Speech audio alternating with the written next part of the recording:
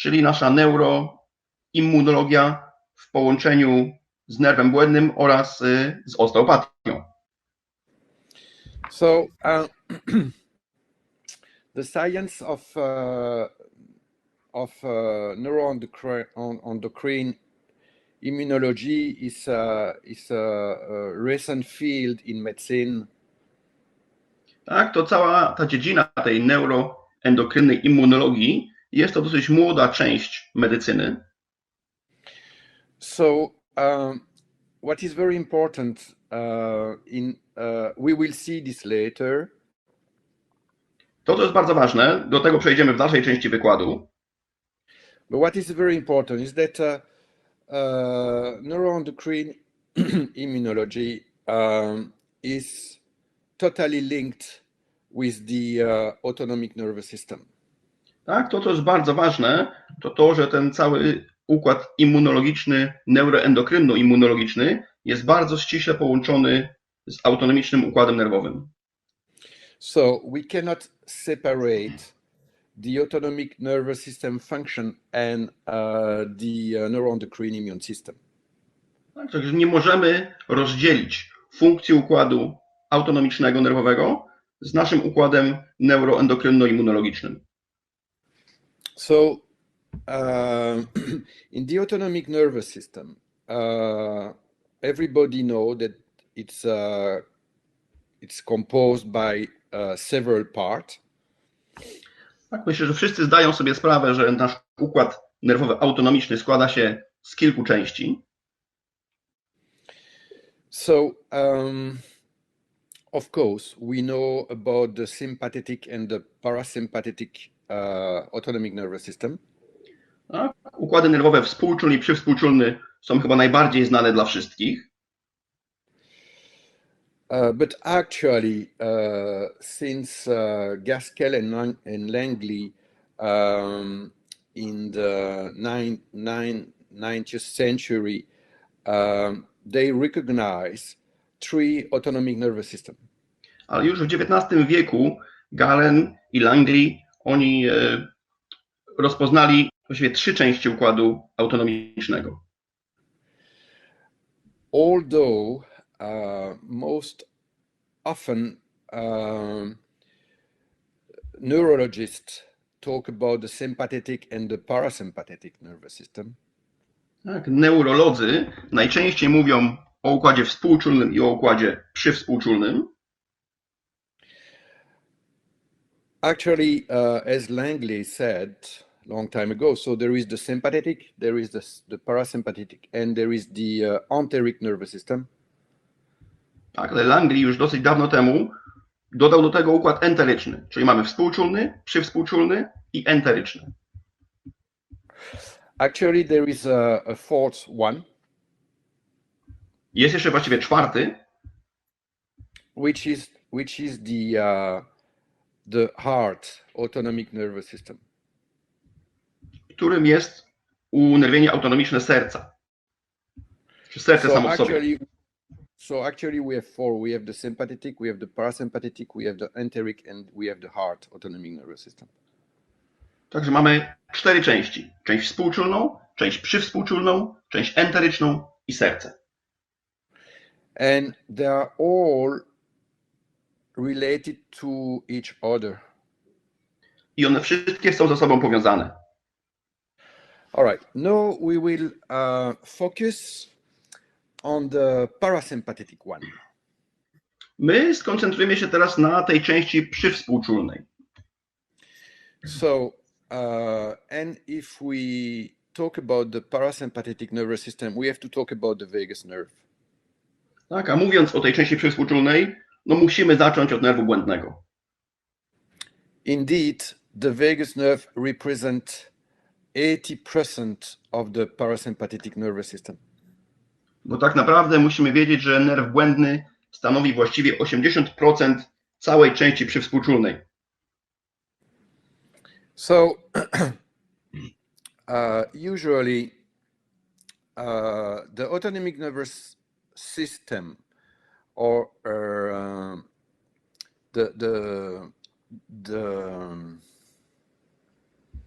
The autonomic nervous system function and regulation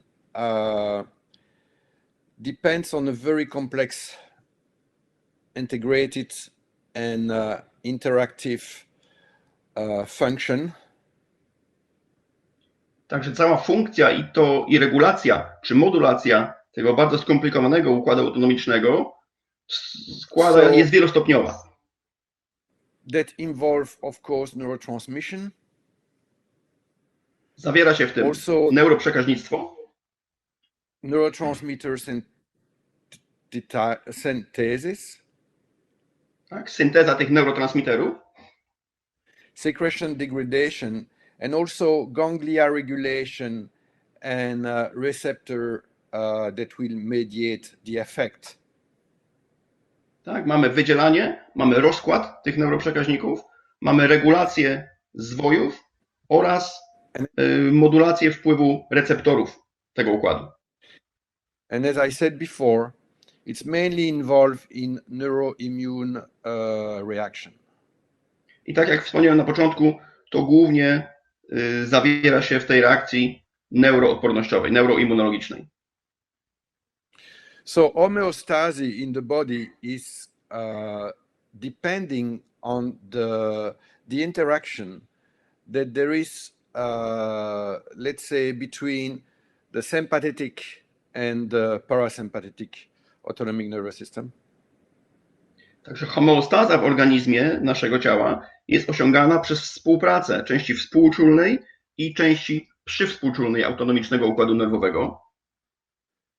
This sympathovagal balance is depending on several physiological circumstances or psychological circumstances, right? That vary according to age or disease or health. Tak, ta równowaga współczulno-wagalna jest zależna od wielu czynników fizjologicznych, wielu czynników psychologicznych, i jest zmienna zależnie od wieku człowieka oraz od stanu jego zdrowia czy też choroby.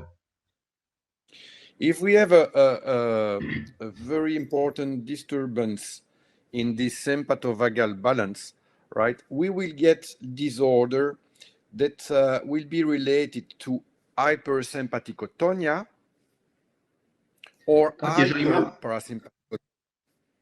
Tak, jeżeli mamy zaburzenie tej równowagi współczulno-wegetatywnej, może wtedy nam dojść do hipersympatekotomii lub do hiperparasympatekotomii. So dysautonomia, so the rupture of the sympathovagal balance, right, can be either structural or functional. Tak, czyli dysautonomia, czyli ten brak czy zaburzenie równowagi pomiędzy tymi dwoma układami może mieć podłoże albo strukturalne, albo funkcjonalne.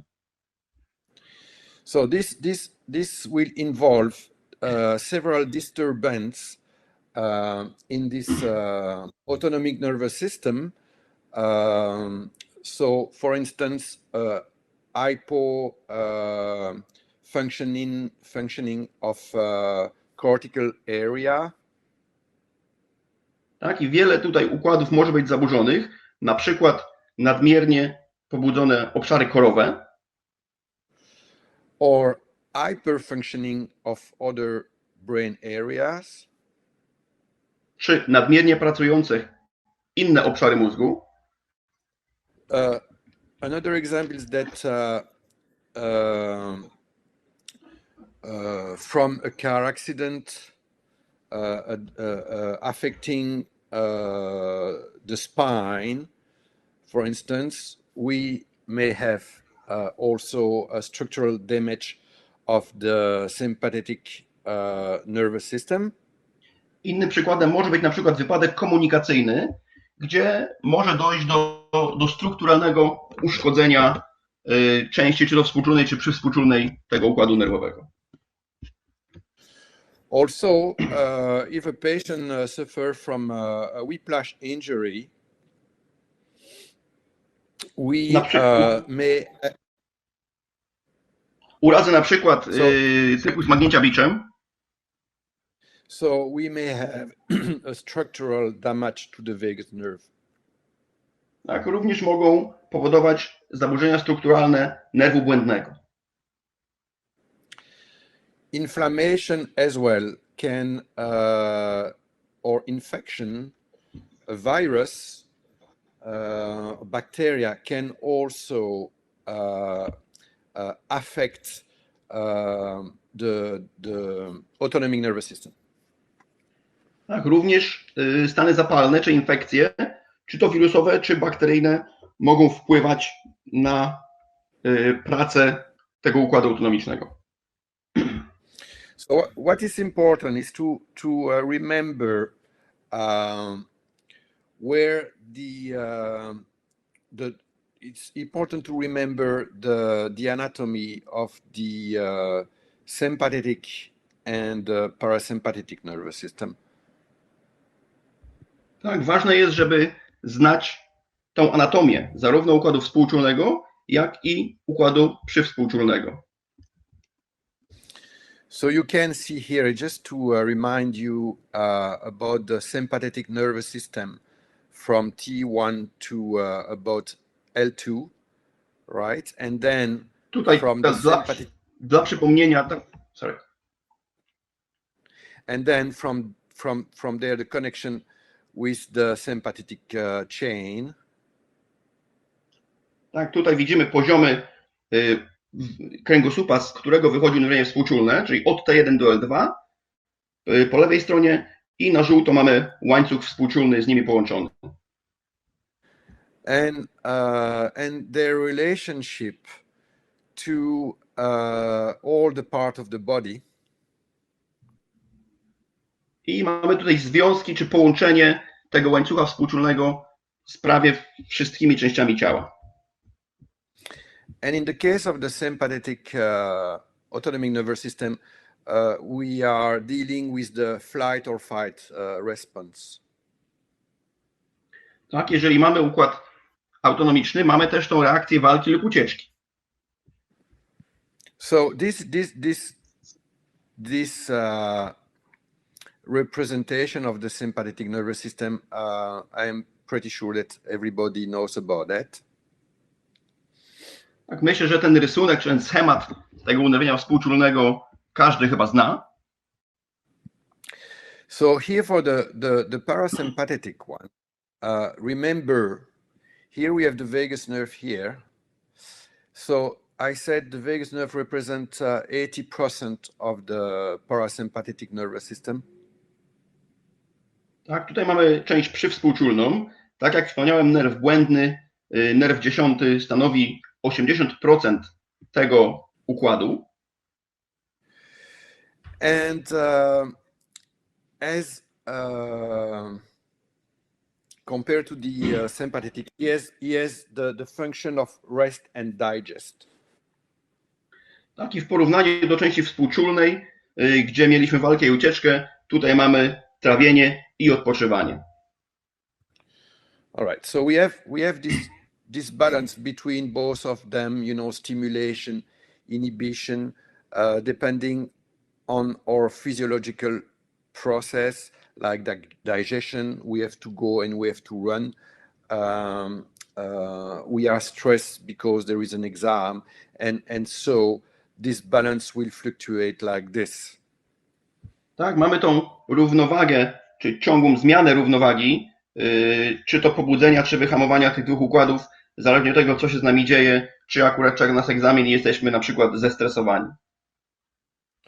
So depending on the physiological process, the body responds to the condition through some reflexes. Tak, zależnie od tego, jak nasze ciało odpowiada, różne odruchy mogą się pojawiać. So here is a representation of those reflexes, right? You have the stimulus going from the periphery and upwards. Tak, tutaj mamy takie graficzne przedstawienie tych odruchów. Mamy jakiś bodziec idący od obwodu do góry. And the immediate response will be a very short arch reflex. Tak, odpowiedź taka bezpośrednia to będzie bardzo szybki, bardzo krótki łuk odruchowy. As you can see here, number one, so we have a stimulus and then we have a very active response. Tak, to jest ten odruch oznaczony numerem 1, czyli mamy bodziec i bardzo szybką, bardzo krótką odpowiedź. Like cardiac response, respiratory response, very quick digestive response gland, and so forth. It's the primary reflex that the body will engage to have the appropriate physiological response. Tak, to są te odruchy pierwotne, te odruchy fizjologiczne, które nasze ciało samo wykonuje bardzo szybko, czyli mamy tutaj odruchy związane z oddychaniem, z biciem serca, z wydzielaniem gruczołowym. No, when the stimulus will need a more complex response. Teraz, jeżeli bodziec wymaga bardziej skomplikowanej odpowiedzi, you will see here in two, the central nervous system, the brain and the spinal cord, will through different autonomic integration center. To widzimy tutaj tą odpowiedź, czy ten odruch numer 2, gdzie włącza się już do tej pracy centralny układ nerwowy i rdzeń kręgowy. Which is also called the central autonomic network. Tak, to jest też ta centralna sieć autonomiczna, tak to też się nazywa. Will initiate a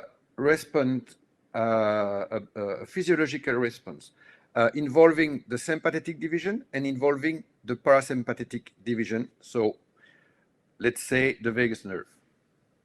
Tak, i to właśnie ta ośrodkowa sieć autonomiczna rozpoczyna odpowiedź zarówno drogą współczulną, jak i przywspółczulną, czyli tutaj głównie, jeżeli chodzi o tą część przywspółczulną, głównie nerwem błędnym.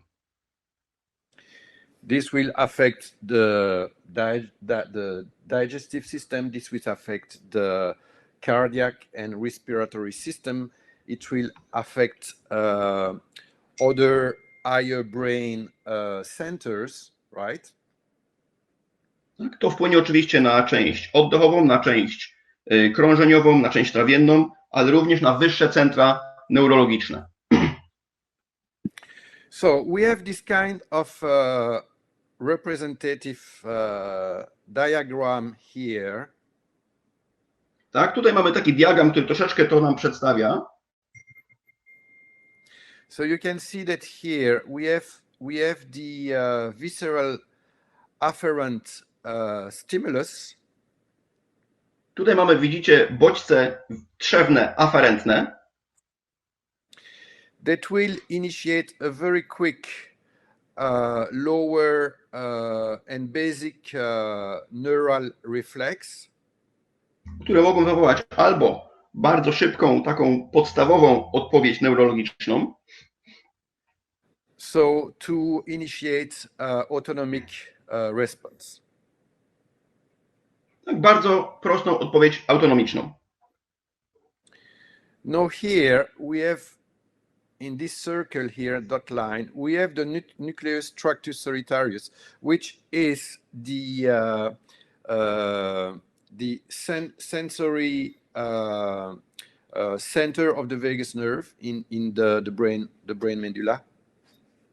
Tak, tutaj na środku tego diagramu mamy jądro pasma samotnego, które jest jednym z jąder nerwu błędnego w rdzeniu przedłużonym. So this nucleus tractus solitarius, where the vagal afferent arrived. Tak, to jądro czuciowe, do którego dochodzą włókna aferentne, bodźce aferentne, przepraszam. Will lead to a very quick autonomic answer. Ono może dać albo bardzo szybką odpowiedź autonomiczną, but it may also involve a central integration that will involve other brain center. Ale może również dawać odpowiedź zintegrowaną, która już będzie wykorzystywała inne centra neurologiczne. That will involve endocrine system response. Tak, będzie tam też zawarta odpowiedź endokrynna.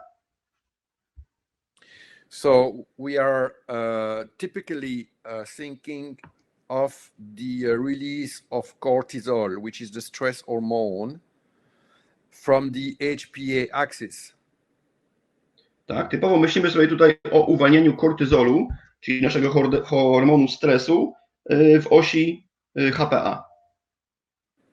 So the HPA axis is hypothalamic, pituitary and adrenal response. Tak, oś HPA, czyli to jest nasza oś podzgórze, przysadka, nadnercza. And then the release of cortisol. I wtedy dochodzi do uwolnienia kortyzolu. That will be released, for instance, in case of stress or in case of inflammation. Który może być uwolniony albo w przypadku stresu, albo na przykład w przypadku infekcji. So this endocrine system is in relation with the limbic system. Widzimy, że układ endokrynny pozostaje w ścisłym związku z układem limbicznym. That will that is in straight connection with behavioral centers, emotional centers, and cognitive centers. Tak, który z kolei, ten układ limbiczny, jest w bezpośrednim połączeniu z centrami odpowiedzialnymi za nasze zachowanie, za nasze czynności społeczne i za nasze emocje. And this will activate back autonomic reaction. I to wszystko aktywuje znowu wstecznie reakcję autonomiczną. So now, as we talk about these brain centers, you can see that in the lower part, in the spinal cord, we have very basic visceral output. Tak, także mówiąc sobie o anatomii, wiemy, że w tej niższej, tej dolnej części rdzenia kraniowego mamy bardzo podstawowe składowe tego układu. We have in upwards, we have the reticular formation of the brain stem, which is like a lift where information goes up and down, and with a lot of inhibition in this reticular formation. Tak, mamy twór siatkowaty pnia mózgu, który jest taką jakby windą, która przewozi i wygasza czy wycisza pewne bodźce. Which is responsible for the management of respiration, blood pressure, heart rate, swallowing, other simple autonomic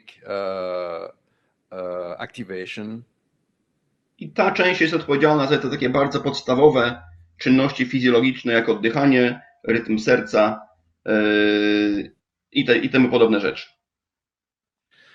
On the level above, we have the hypothalamus, which is quite the integration center of the autonomic nervous system. Tak, poziom wyżej, tutaj na niebiesko mamy podwzgórze, który jest takim miejscem integrowania się tych informacji. Then we have the connection with the limbic system for the emotional input. To mamy połączone z naszym płatem limbicznym, czyli z miejscem, gdzie dołączają się do tego emocje. Then we have different cortical area. They are in relation with behavior, cognition, for instance. Tak, później mamy już inne części korowe, które są odpowiedzialne za funkcje kognitywne na przykład. But also it is typical cerebral cortis area are also major centers at the first, eye brain cortical centers initiating autonomic nervous system response like vagus response or sympathetic response. Tak, ale te części korowe, czyli części mózgowia korowe, także mogą być miejscami, które zapoczątkowują odpowiedź, czy to przez nerw błędny, odpowiedź przywspółczulną, czy też odpowiedź współczulną.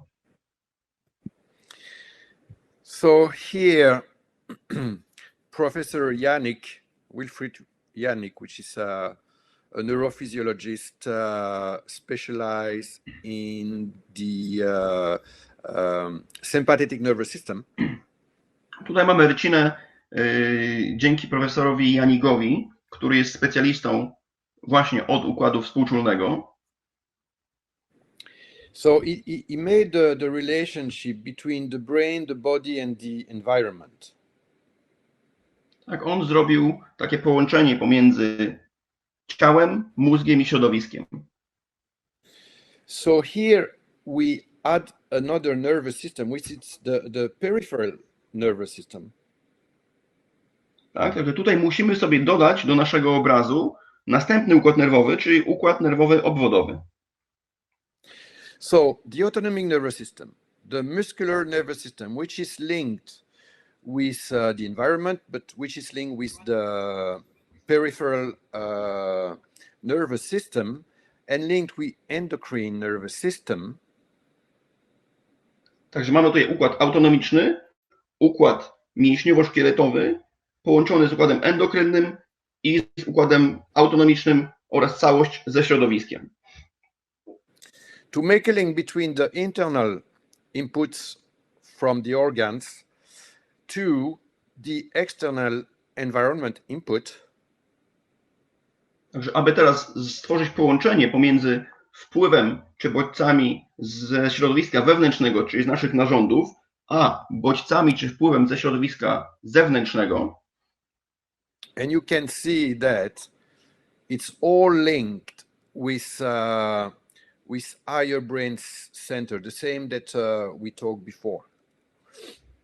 Tak, widzimy, że obydwa miejsca pochodzenia tych bodźców, czyli środowisko zewnętrzne i wewnętrzne, jest połączone z tymi wyższymi centrami neurologicznymi, o których mówiliśmy sobie przy okazji poprzedniego slajdu. And at the end, those brain center will modulate more or less and initiate a response that will affect the muscular, the autonomic, and the endocrine nervous system. I ostatecznie to właśnie te trzy centra nerwowe w mniejszym lub większym stopniu regulują odpowiedź układu endokrynnego, układu autonomicznego czy układu mięśniowo-szkieletowego. We will go back later to this central autonomic network and in relation with the vagus nerve.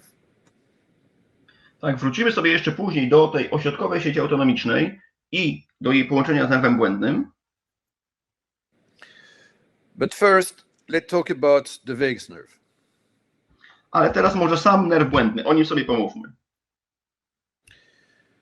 So everybody heard about the vagus nerve. The vagus nerve is the center of many training in osteopathy, many courses, many features that relate the vagus nerve to body physiology and interaction. Tak, myślę, że wszyscy o tym nerwie błędnym słyszeli. On jest takim punktem, o którym się mówi zarówno na szkoleniach osteopatycznych, na różnych kursach innych. On jest, prawda, odpowiada za mnóstwo fizjologicznych odpowiedzi. So here we will talk about the vagus nerve and its immunological, physiological relationship. Także teraz pomówimy sobie o tym nerwie błędnym oraz o tych jego powiązaniach czy połączeniach fizjologicznych i immunologicznych. So the vagus nerve, it's the longest nerve in the body and the biggest, the more important cranial nerve. Tak, nerw błędny jest najdłuższym nerwem naszego ciała i najważniejszym nerwem czaszkowym. And I said before that he represents 80% of the parasympathetic system. Tak jak wspomniałem wcześniej, on stanowi, czy odpowiada za 80% całego układu przywspółczulnego. So is consisting of different fibers and branches from different origin. Tak, składa się on z wielu gałęzi, z wielu odgałęzień o różnym pochodzeniu. That use different kind of neurotransmitters. Które używają różnych neurotransmiterów. So we know that acetylcholine here is the main known neurotransmitter for the parasympathetic system. Tak, wiemy, że acetylocholina jest głównym neuroprzekaźnikiem biorącym udział czy pracującym w układzie przywspółczulnym. But he also use as neurotransmitter the classical catecholamines neurotransmitter from the sympathetic nervous system. Ale układ przywspółczulny wykorzystuje w swoim przewodnictwie także po prostu katecholaminy. So it means dopamine, norepinephrine and epinephrine. Tak, jest to między innymi dopamina, adrenalina i noradrenalina. He also uses as neurotransmitter digestive hormones. Również hormony trawienne są wykorzystywane jako neuroprzekaźniki.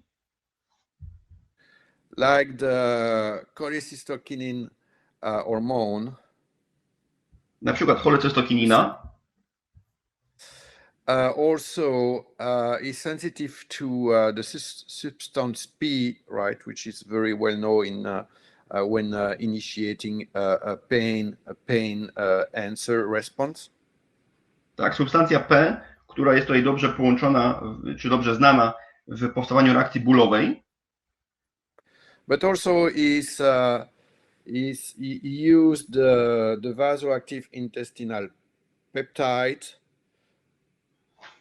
Ale także mamy tutaj nasz peptyd trawienny. The nitroxide oxide. Tlenek azotu.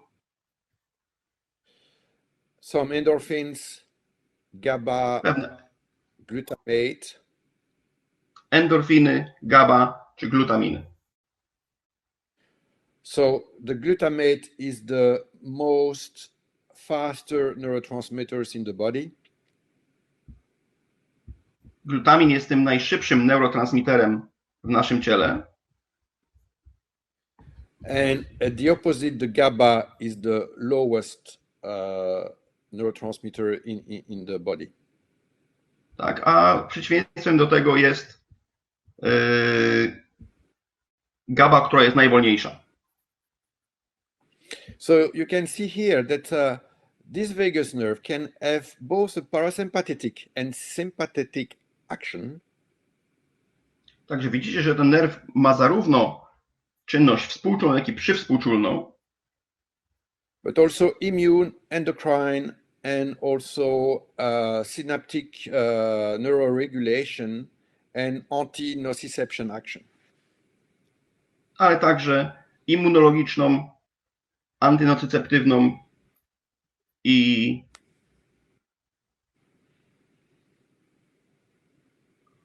So he functions as our sixth sense. Także on działa jako taki nasz szósty zmysł. It's our internal unconscious brain. To jest nasz wewnętrzny, nieświadomy czy podświadomy mózg.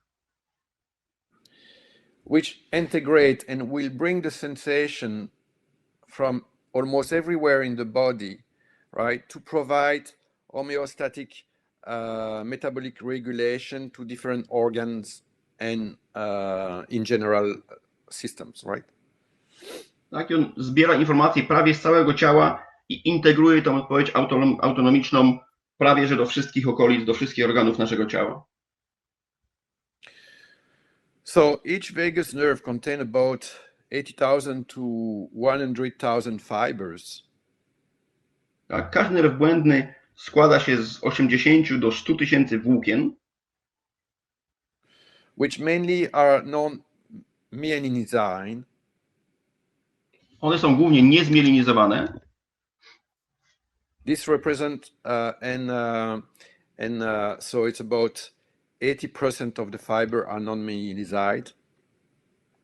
Tak, 80% tych włókien jest niezmielinizowanych. And from its fibers, 80% are sensory or afferent fibers. I 80% tych włókien to są włókna aferentne, czy włókna czuciowe. To bring up visceral, somatic and taste sensation. Które niosą ze sobą do góry, dogłowowo odczucia trzewne, odczucia smaku.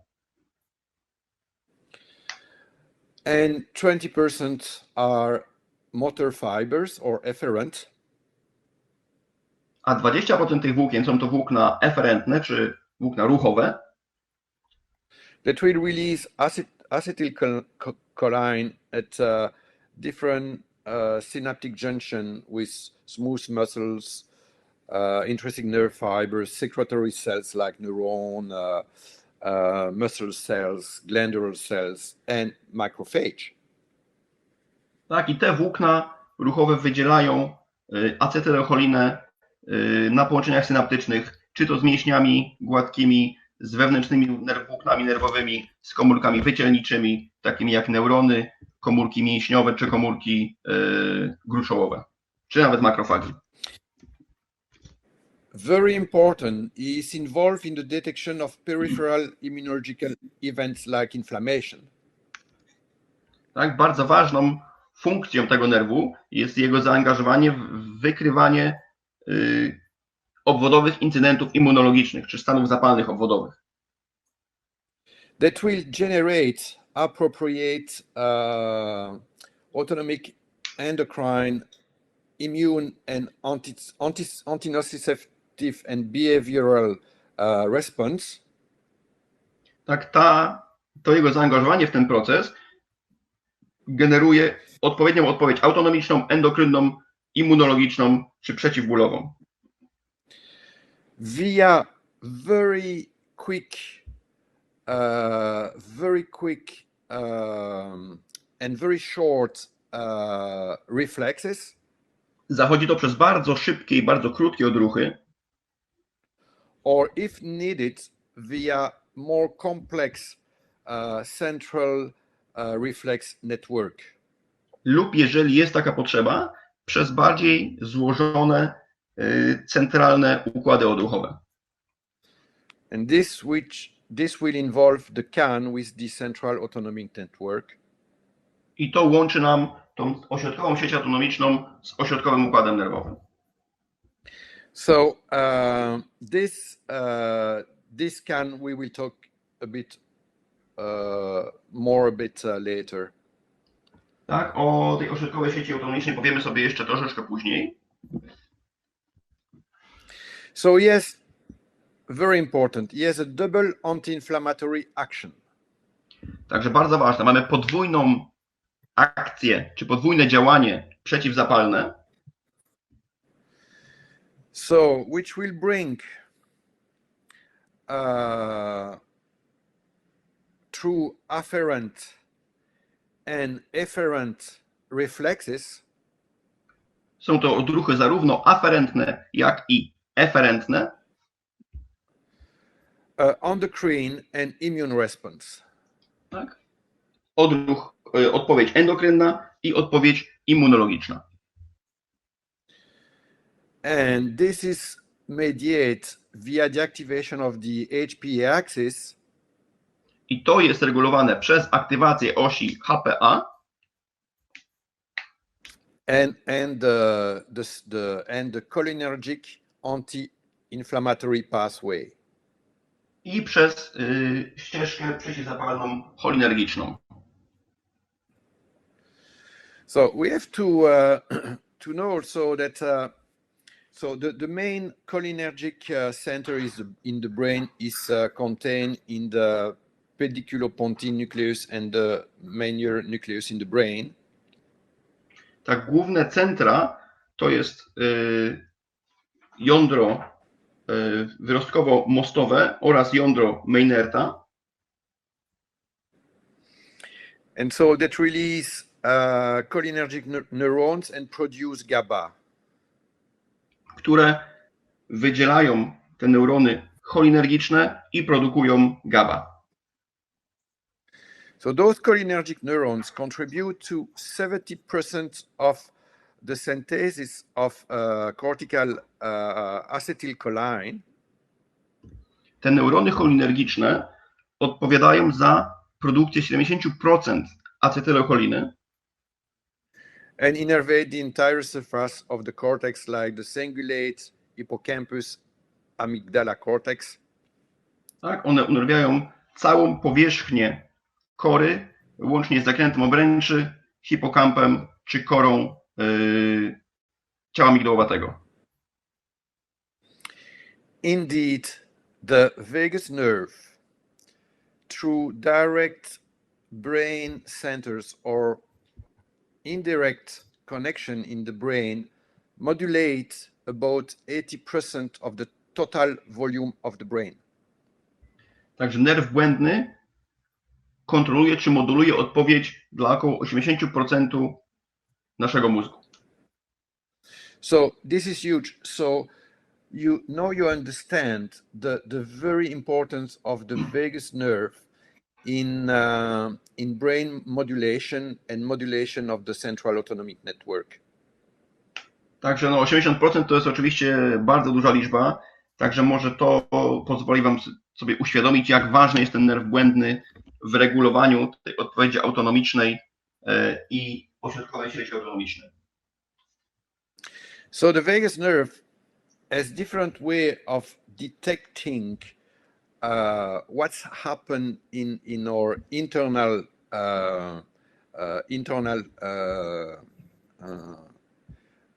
organs or system.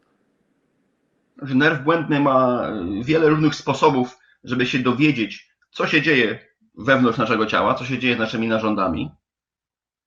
So of course in the digestive process, which is huge, you know, the enteric nervous system or gut it's called second brain.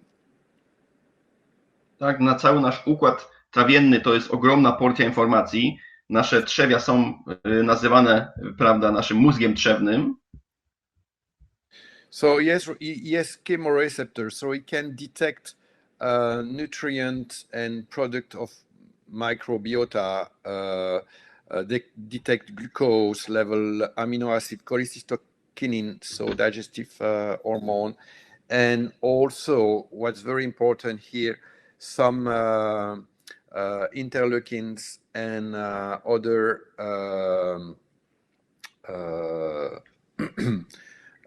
pro-inflammatory or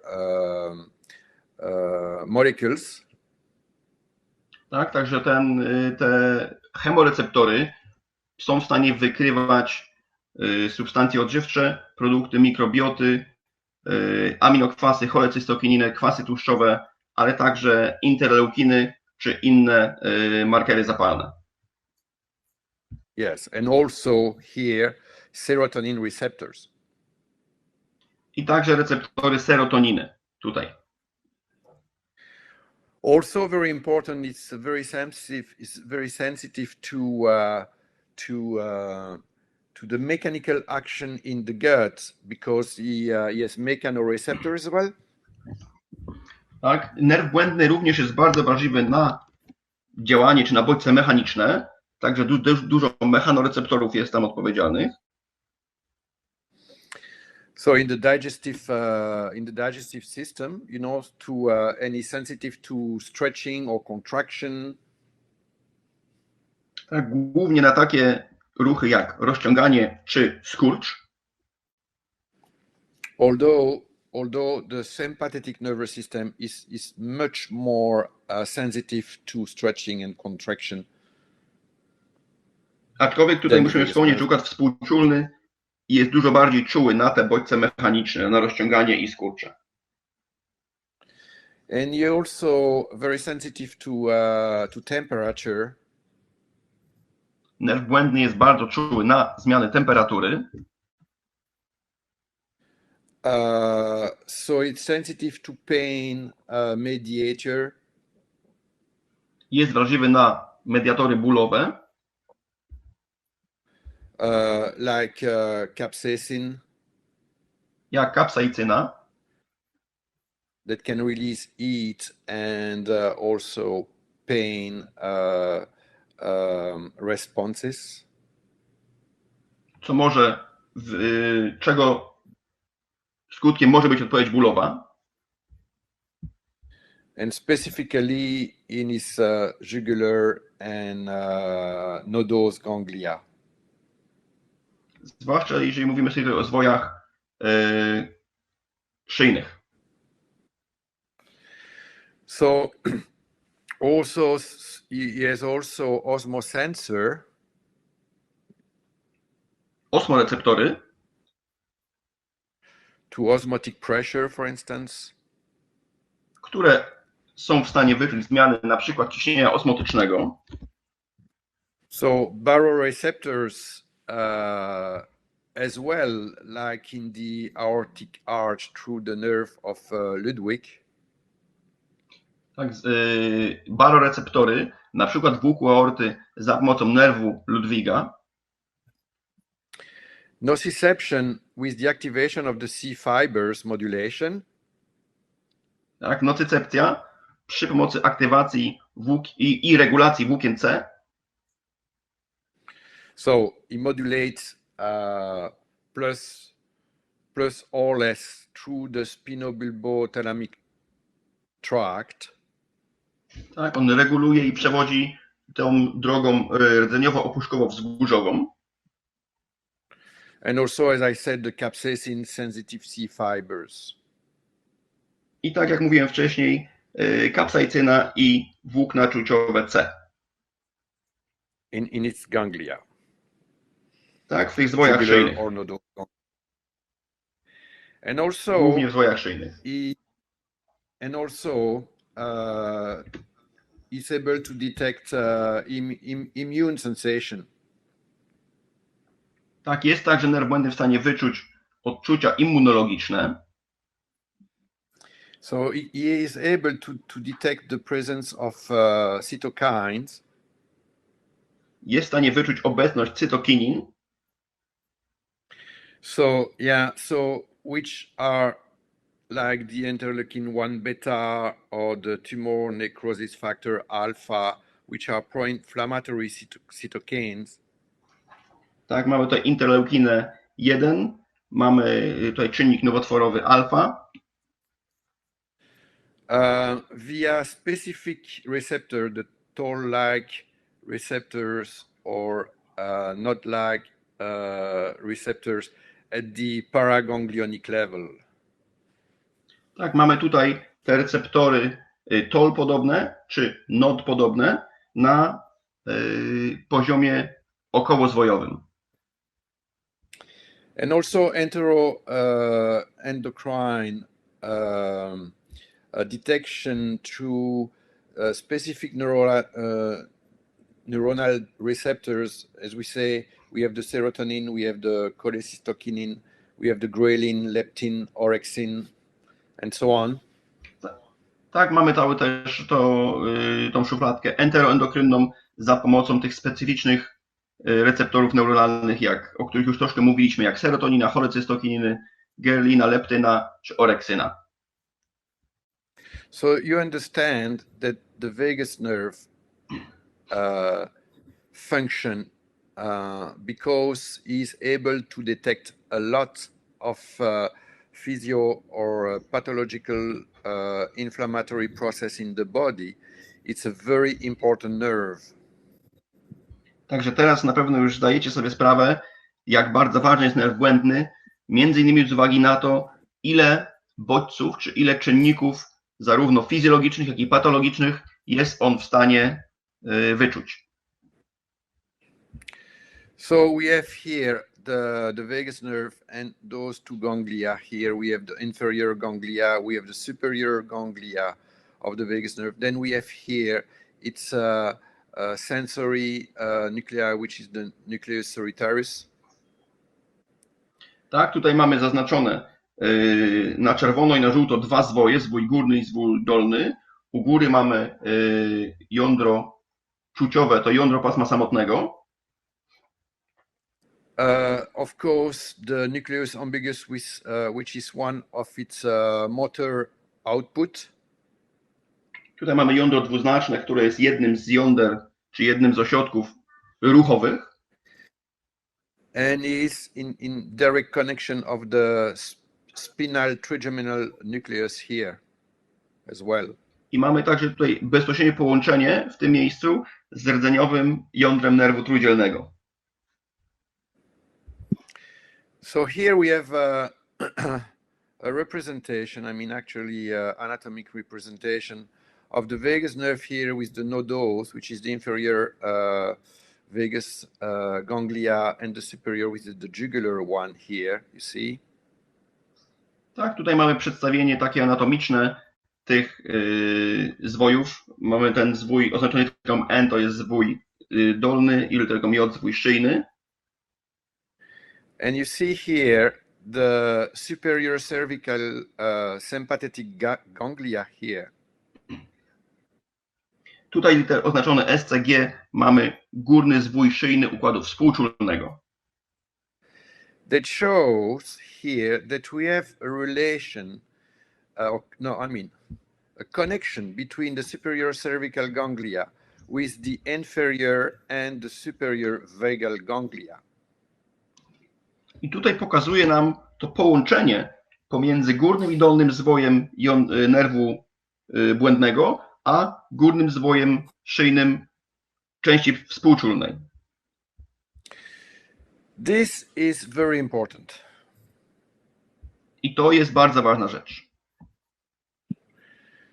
Indeed. So here we have just the cervical portion of the vagus nerve here. You see the right vagus nerve and the left human vagus nerve.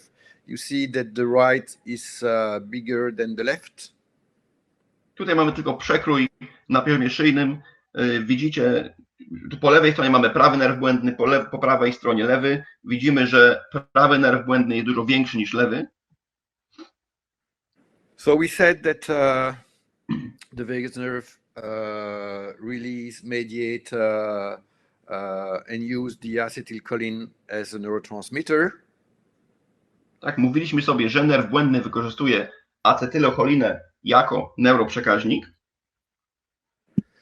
But because of this connection here with the sympathetic nervous system, ale ponieważ mamy to połączenie z częścią współczulną,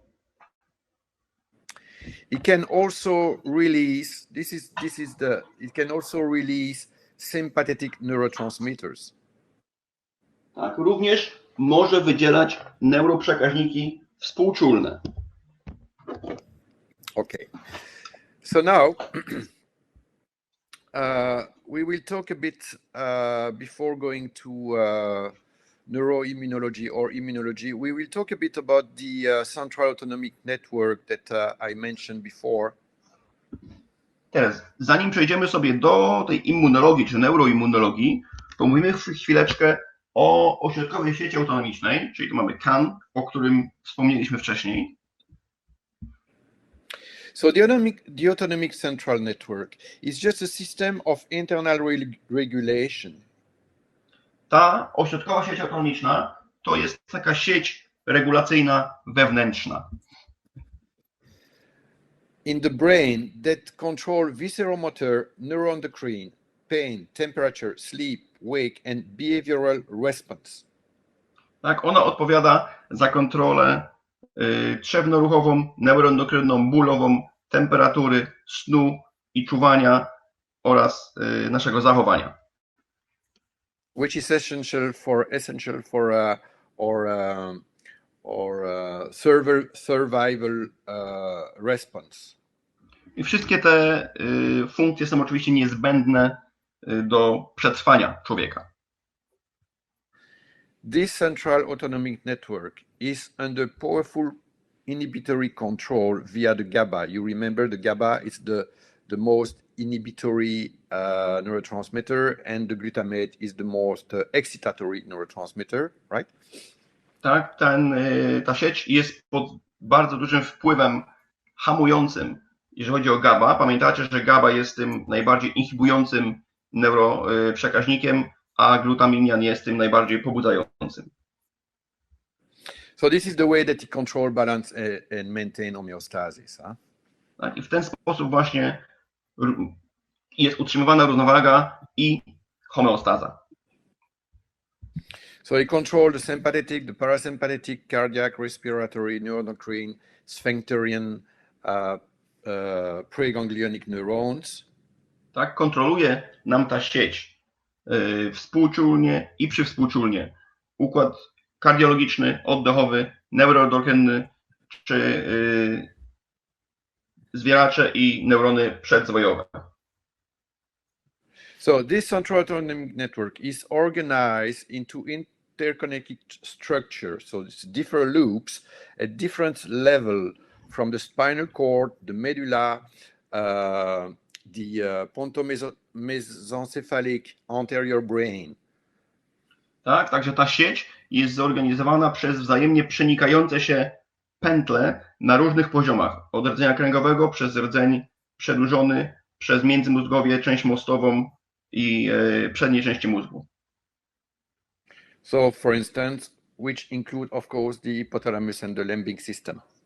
Tak, i w tym oczywiście zawiera się nasze poddźgórze i układ limbiczny.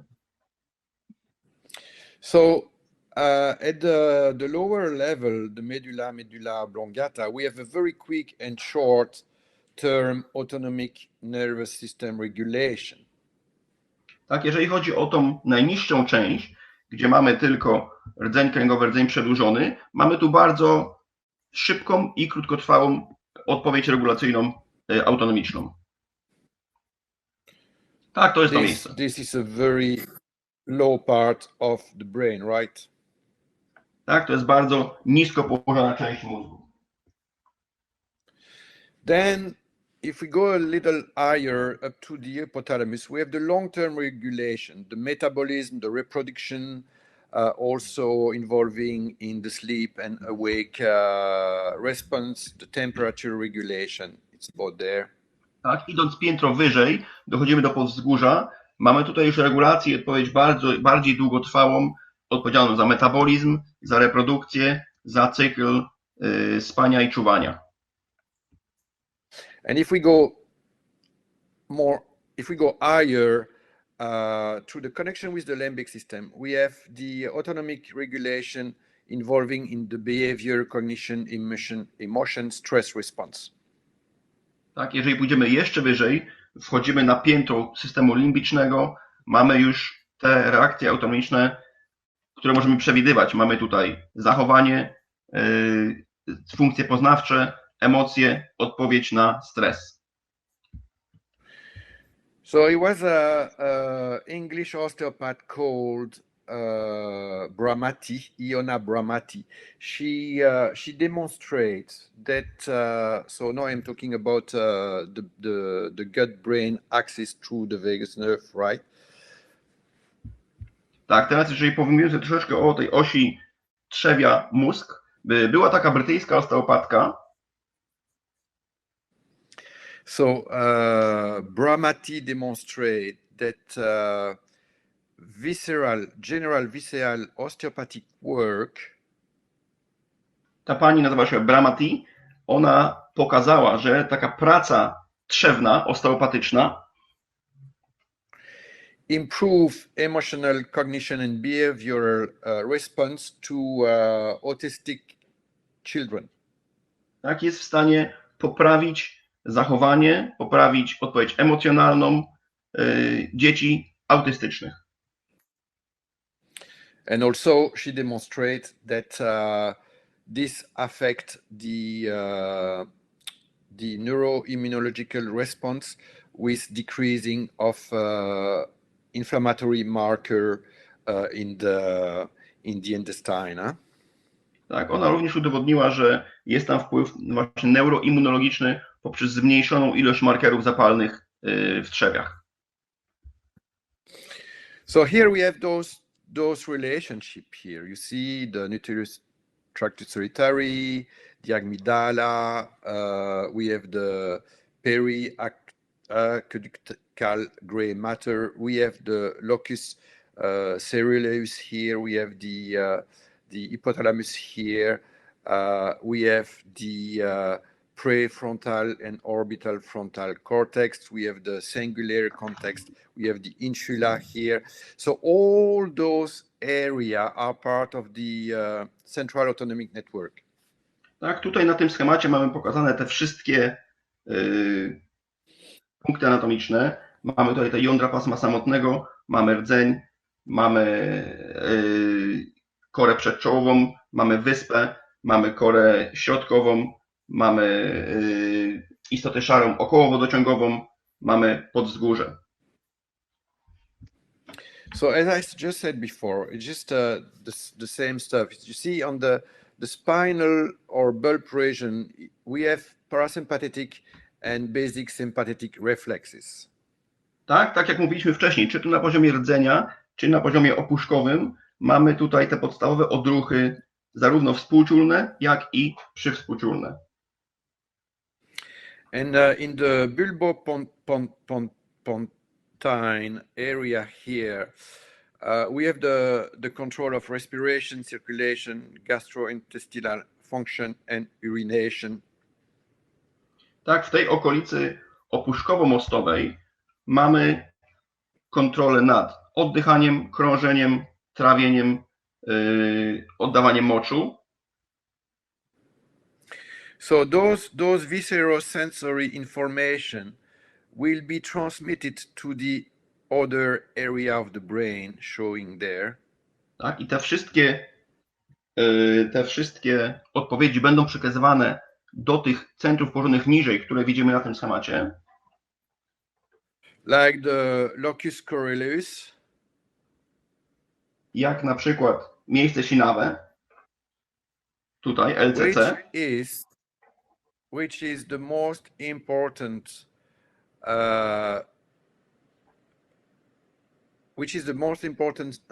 brain center, the richest brain center in norepinephrine. Tak, który jest najważniejszym centrum w mózgu, jeżeli chodzi o noradrenalinę. So when the vagus nerve is stimulated, it will stimulate this center here, and the vagus nerve will help to release norepinephrine. Także kiedy nerw błędny jest pobudzony, te bodźce idą do góry i stymulują to jądro, pomagając w wydzielaniu noradrenaliny. Yeah. If we go here a bit higher in the pontomesencephalic area, we have the modulation of pain. Idąc tutaj troszeczkę wyżej do okolicy mostowo-śródmózgowej, tutaj mamy regulację bólu.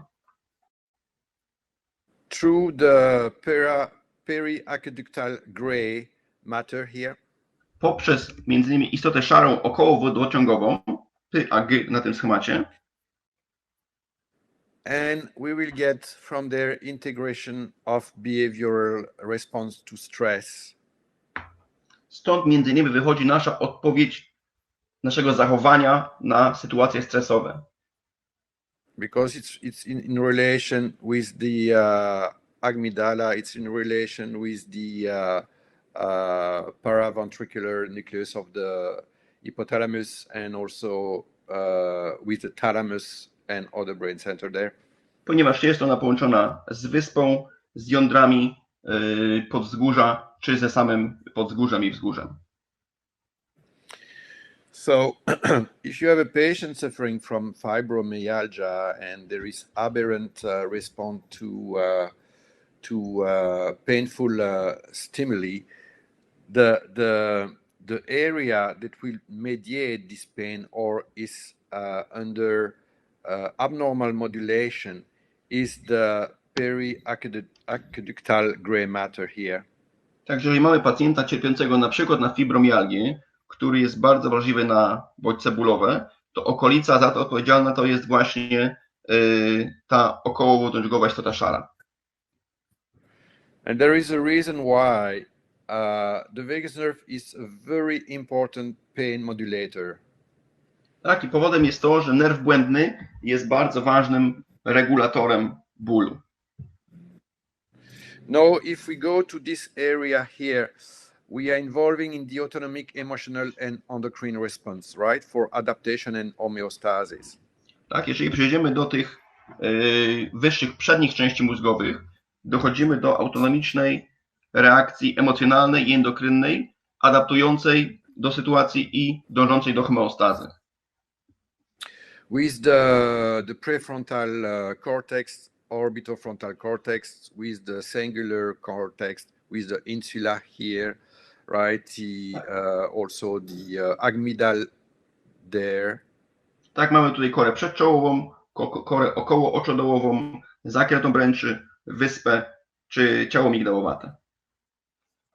So we have a spinal bulb region reflex, we have a brain step reflex, and we have anterior cerebral reflex. It depends how much we need to initiate those reflexes. Sometimes no, just basic. Sometimes it should be more integrative because it will involve emotional, behavioral, visceral pain, responses.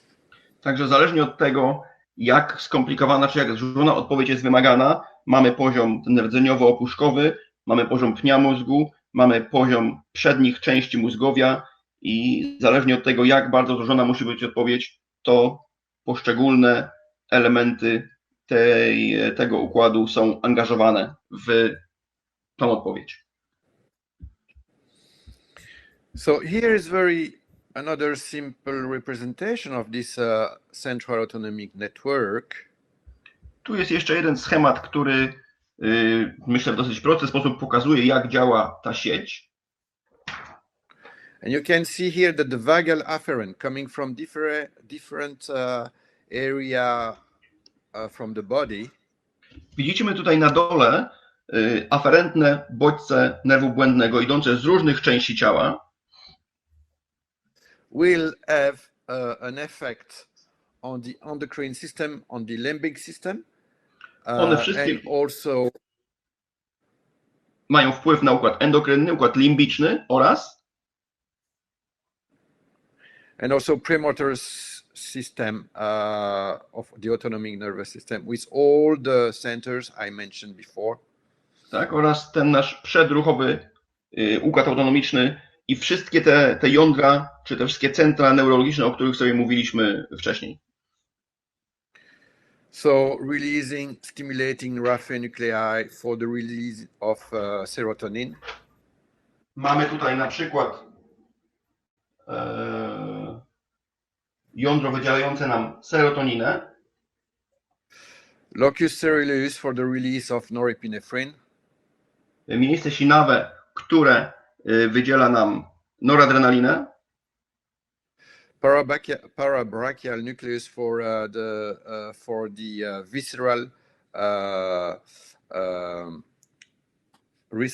visceral modulation and answer response. Jądro okołoramienne, które wydziela nam, jest odpowiedzialne za odpowiedzi visceralne. Central gray matter relate to the modulation of pain and emotion. Tak. I istota szara centralna odpowiedzialna za odpowiedź bólową i emocjonalną. And the other higher center for regulation of the hypothalamus and the stress hormone release, the amygdala for the modulation of emotion in case of anxiety. Tak, i te pozostałe centra związane z odpowiedziami stresowymi, ciało migdałowate, między innymi z emocjami. And here I'm talking about the vagus nerve, but those areas here as well here are also modulated by the sympathetic nervous system. Tak, ale musimy pamiętać, że te wszystkie centra są także regulowane przez układ współczulny. So you see here, so here we have the parasympathetic, let's say vagus nerve. Here we have the sympathetic here system. Here we have the viscera. We have a visceral afferent that will affect the vagus nerve nuclei, right? Tak, tutaj mamy te bodźce aferentne trzewne, które nam pobudzają jądra. That will of course initiate with the motor nuclei, so nucleus ambiguus and dorsal nucleus of the vagus nerve will initiate a response. Które za pomocą, czy za pośrednictwem tych jąder ruchowych, czy jądra dwuznacznego, czy jądra grzbietowego nerwu błędnego, odpowiedź ruchową. But it will also straight stimulate the rostroventral lateral medulla of which is a sympathetic nervous system. Tak, ale także będzie od razu to stymulowało rdzeń głowowo-brzuszno-boczny, który jest częścią układu współczulnego. Which stimulate the intermediolateral medulla, which is sympathetic. Które stymuluje nam tą pośrednio-boczną część układu współczulnego. So here we have an autonomic brain loop. I tu mamy tą pętlę mózgową autonomiczną. Then, with the same center that I mentioned before, we have autonomic neuroendocrine response with the hypothalamus activation of the HPA axis adrenal here and the release of cortisol. I tutaj, tak jak wspominaliśmy wcześniej, mamy już początek, czy zapoczątkowanie tej osi HPA z wydzielaniem kortyzolu. And stimulate the sympathetic nervous system. To z kolei stymuluje nam układ współczulny. Then we have the limbic system here, right, in relation with emotion.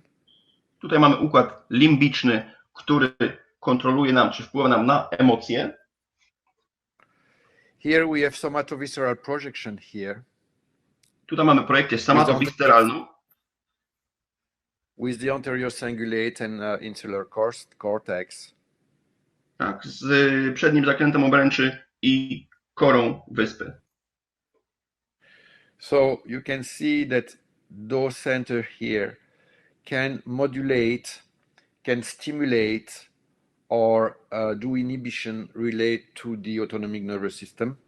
Także widzimy, że te wyższe centra mogą regulować, czy wywołać inhibicję na tych niższych centrach. So for instance, if the anterior cingulate cortex, which is very linked with depression, is linked with also, I say, the autonomic nervous system, we can have overactivation here that will lead to or which will stimulate the vagus nerve and lead to parasympatykotonia. Także jeżeli mamy tutaj ten przedni zakręt kory obręczy, jeżeli mamy tu nadmierne pobudzenie, to może nam to prowadzić do parasympatykotonii.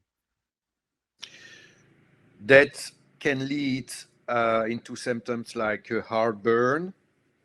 Co może prowadzić na przykład do takich objawów jak zgaga. Or for instance, gastroesophageal reflux. Czy refluks żołądkowo-przełykowy. And here we have the prefrontal cortex here, which is associated with integrative and executive decision making, emotion regulation, anticipation, behavioral response. Tutaj mamy na górze korę przezczołową, odpowiedzialną już za emocje, za myślenie kreatywne, za planowanie naszych akcji. Okay, so this understanding is very important because you have to know how vagal afferent will initiate a very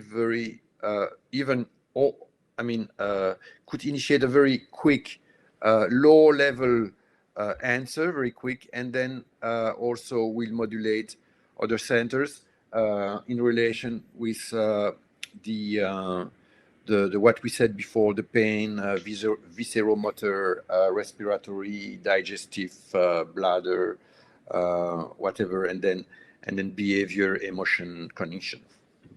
Także to, co jest ważne, to musimy tutaj zapamiętać, że to pobudzenie przywspółczulne może dawać reakcję bezpośrednią, bardzo szybką, jeżeli chodzi o te rzeczy jak oddychanie, krążenie, defekacja czy temu podobne, lub może angażować wyższe centra nerwowe. If we go to the history of neuroimmunology, the neurology science, immunological science is quite brand new. Jeżeli chodzi o historię, to nie ma jej aż tak dużo, bo ta neuroimmunologia jest to dosyć nowa dziedzina medycyny.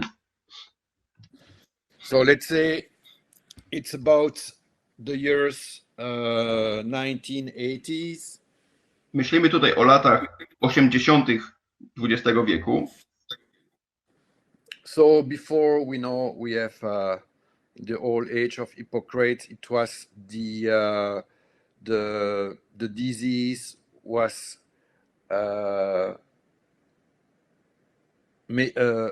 the consequence, or the disease will initiate humoral response. Tak, jeżeli cofniemy się do czasów Hipokratesa, to tam była ta teoria odpowiedzi czy humoralnego podłoża choroby. And you know the four humoral response that was supposed to regulate the health was the blood, the yellow bile, the black bile, and the lymph. Tak, i te cztery byty, czy te cztery rzeczy, które miały regulować zdrowie, to była krew, żółć żółta, żółć czarna i limfa. So it was an imbalance of those moods, right? That was supposed or thought to be the result of disease. I to zaburzenie pracy tych czterech bytów było uważane za podłoże choroby. Then Claude Bernard in the 19th century said the health is due to the balance of the internal milieu. Tak, na początku, w połowie XIX wieku, Claude Bernard mówił już o tym zaburzeniu równowagi środowiska wewnętrznego. And so this equilibrium or balance, right, is just in relation with permanent and delicate compensation. And I said, you know, all the balance between the sympathetic and the vagus tone there. I właśnie ta równowaga wewnętrzna to jest też troszkę to, o czym my mówiliśmy, czyli ten ciągłe równoważenie się części współczulnej i części przywspółczulnej. So there we have the notion, the first time the notion of homeostasis, right? Tak, czyli to jest właściwie takie pierwsze wspomnienie w świecie naukowym o homeostazie. Then Louis Pasteur, with the microscopic revolution and the discovery of germs. Teraz pojawia nam się Louis Pasteur i ta rewolucja mikroskopu, dzięki któremu udało się zobaczyć te bakterie czy zarazki. He just said that the origin of disease is the germ. Według niego to właśnie one, bakterie, były podstawą czy podłożem choroby. Germ, virus, whatever, you know. And so Tak, So czy to he bakteria, said czy that wirus, już nieważne. he said that the cause is external, not internal. Chodzi głównie o to, że uważał on, że przyczyną choroby są czynniki zewnętrzne, a nie wewnętrzne. And then later on, we had the evidence that the cytokines, so proteins, are produced by macrophage and other immune cells, can cause tissue damage, disease and syndrome.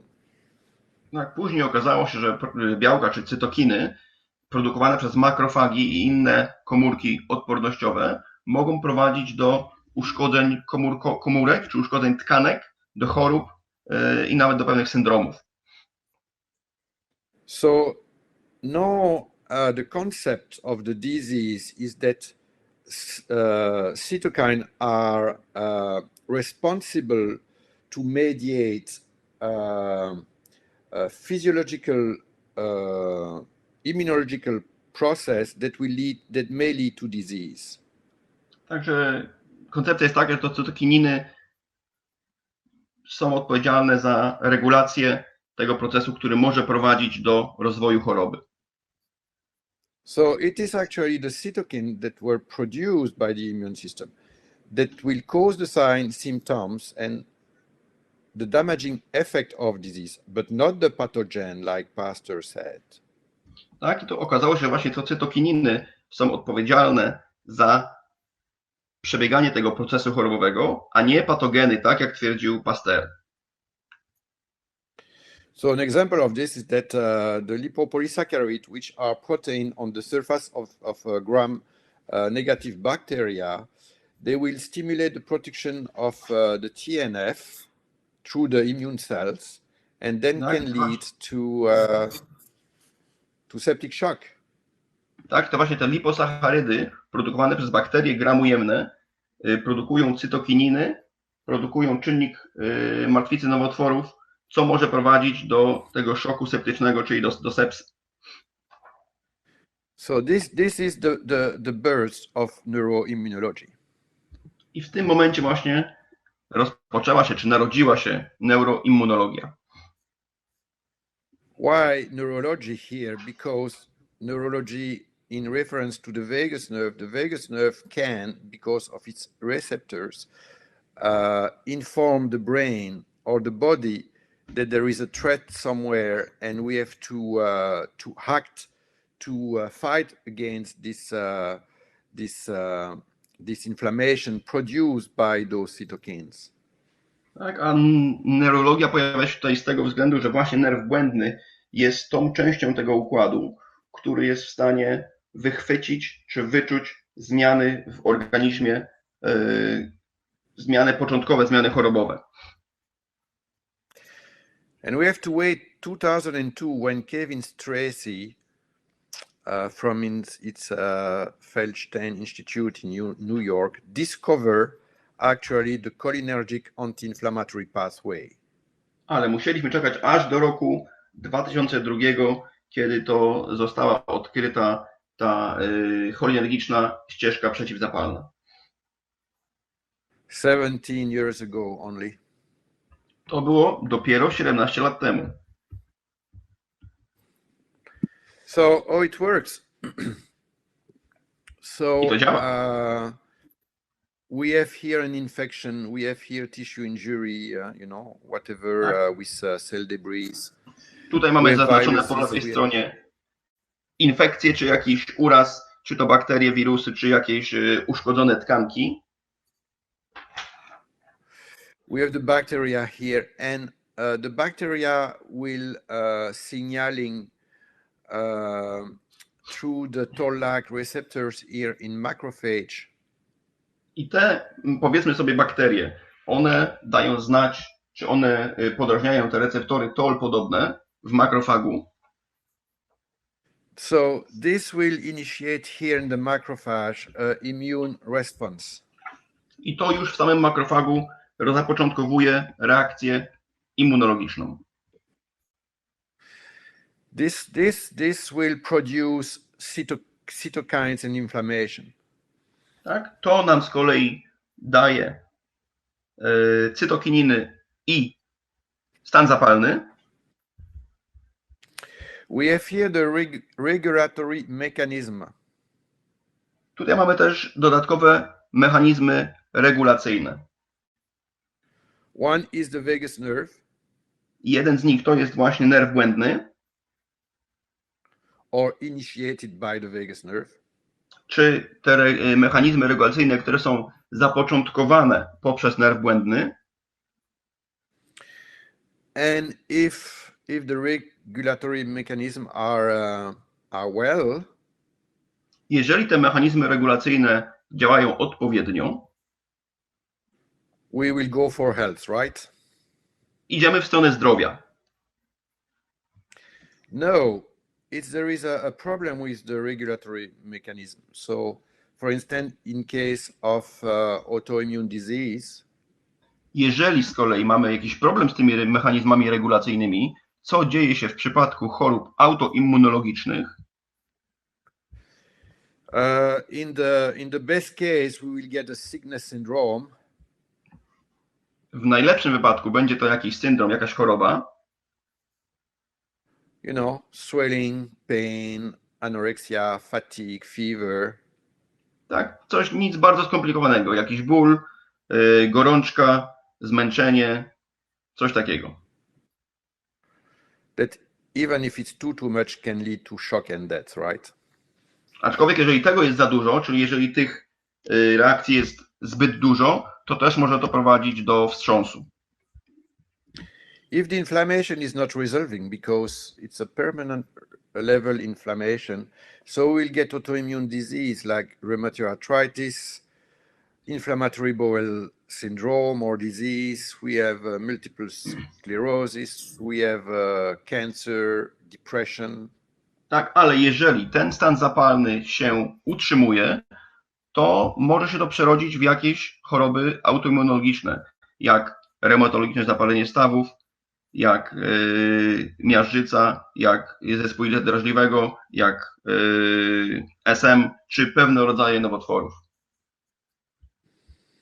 So we all have a level of inflammation in the body, right? This is the physiological here cytokine level that maintain our body to keep health with leukocyte recruitment, antibacterial activity, dendritic cells maturation, right? This is just to fight to a normal level of inflammation. Tak, wszyscy w naszym ciele cały czas mamy jakiś poziom stanu zapalnego, tak? Cały czas mamy produkowane leukocyty, cały czas mamy jakąś działalność antybakteryjną, także to jest przedział zdrowia. Jakiś tam stan zapalny zawsze gdzieś jest.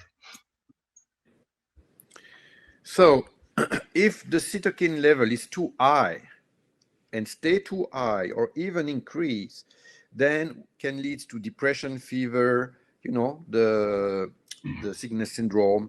Then can have psoriasis, we can have osteoporosis, arthritis, colitis, and then at the end is too much, can have shock, organ failure and death. Tak, ale jeżeli ten poziom cytokinin jest zbyt wysoki i przez zbyt długi czas dochodzi do takich problemów jak depresja, gorączka, anoreksja, łuszczyca, zapalenie stawów, zapalenie jelit. Ostatecznie, jeżeli to wszystko się kumuluje, może dojść do wstrząsu, czy nawet do śmierci. So, for instance, here, the vagus nerve is stimulated. So, we have a lipopolysaccharide here, right? That I said will stimulate the macrophage. Tak, tutaj mamy taki schemat, gdzie lipopolisacharyd stymuluje komórkę odpornościową. So this will release of interleukin 1 beta, which is a pro-inflammatory cytokine. To nam wytwarza, czy powoduje wytwarzanie cytokiny, interleukiny pierwszej beta. The vagus nerve, which is sensitive to this, will sensitive to this in this paraganglia because he has receptor for interleukin 1 beta. Tak, nerw błędny jest wrażliwy On ma receptory tej właśnie interleukiny 1 beta.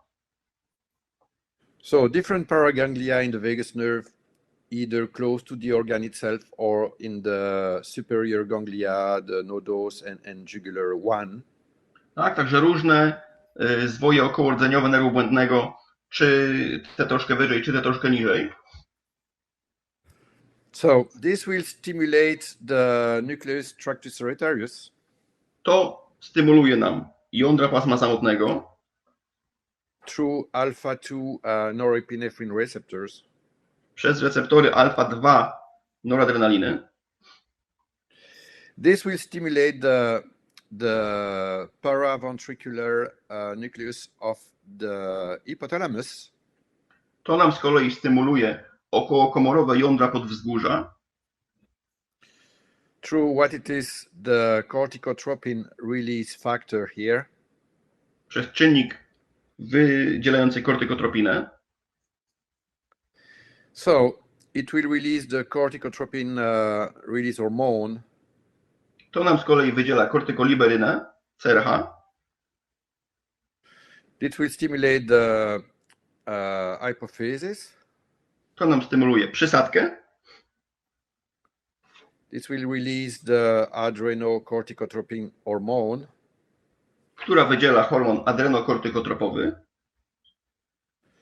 Targeting the adrenal and releasing glucocorticoids. Która z kolei idzie do nadnerczy, które wydzielają glukokortykoidy. So, when you stimulate the vagus nerve, or when you stimulate, you will see that at the end it will lead to anti-inflammatory response to the activation of the HPA axis. Także podrażnienie nerwu błędnego powoduje wywołanie tej reakcji przeciwzapalnej osi HPA, osi przysadka, podwzgórze, nadnercza. Okay. So, what is the cholinergic anti-inflammatory pathway? Czyli jaka jest ta ścieżka cholinergiczna przeciwzapalna? So inflammatory signals, so expression of cytokine like TNF or interleukin 1 beta.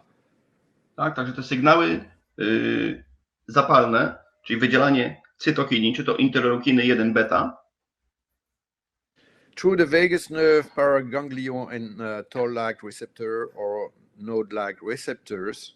Tak, poprzez nerw błędny, czy jego zwoje, w których mamy receptory toll-podobne i node-podobne. So this will reach the brain via the nucleus of tractus solitari.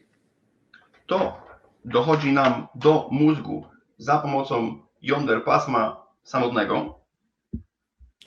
So through the vagus nerve or also obviously through humoral pathway. Tak, czy to przez nerw błędny, czy drogami humoralnymi. So blood supply, circulation. Czyli przez ukrwienie, przez krążenie. So this will initiate a vagovagal reflex. I to nam zapoczątkuje odruch wagowagalny. And through the, of course, efferent response via the dorsal motor nucleus of the vagus nerve. I odruchem, czy reakcją motoryczną będzie oczywiście reakcja zapoczątkowana w jądrach grzbietowych nerwu błędnego. So when this is done, the release of acetylcholine at the level of the celiac ganglia. Kiedy to się wydarzy, mamy wydzielanie acetylcholiny na poziomie zwoju trzewnego. So it will stimulate the splenic nerve. Co z kolei stymuluje nerw śledzionowy. Which is mainly sympathetic. Który jest głównie współczulny.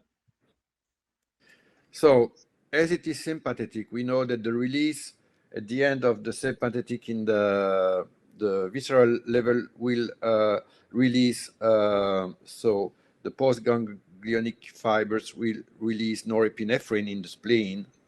Wiemy, że jeżeli mamy do czynienia z układem współczulnym, to na końcu włókna przedzwojowego wydzielana jest noradrenalina. Yeah, this and this will activate the T cells? Co z kolei nam pobudza komórki T? So lymphocyte T, right? Limfocyty T. So the activated T cell will release as well acetylcholine. I te zaktywowane komórki limfocyty T również wydzielają nam acetylocholinę. And the macrophage, they have receptor for acetylcholine.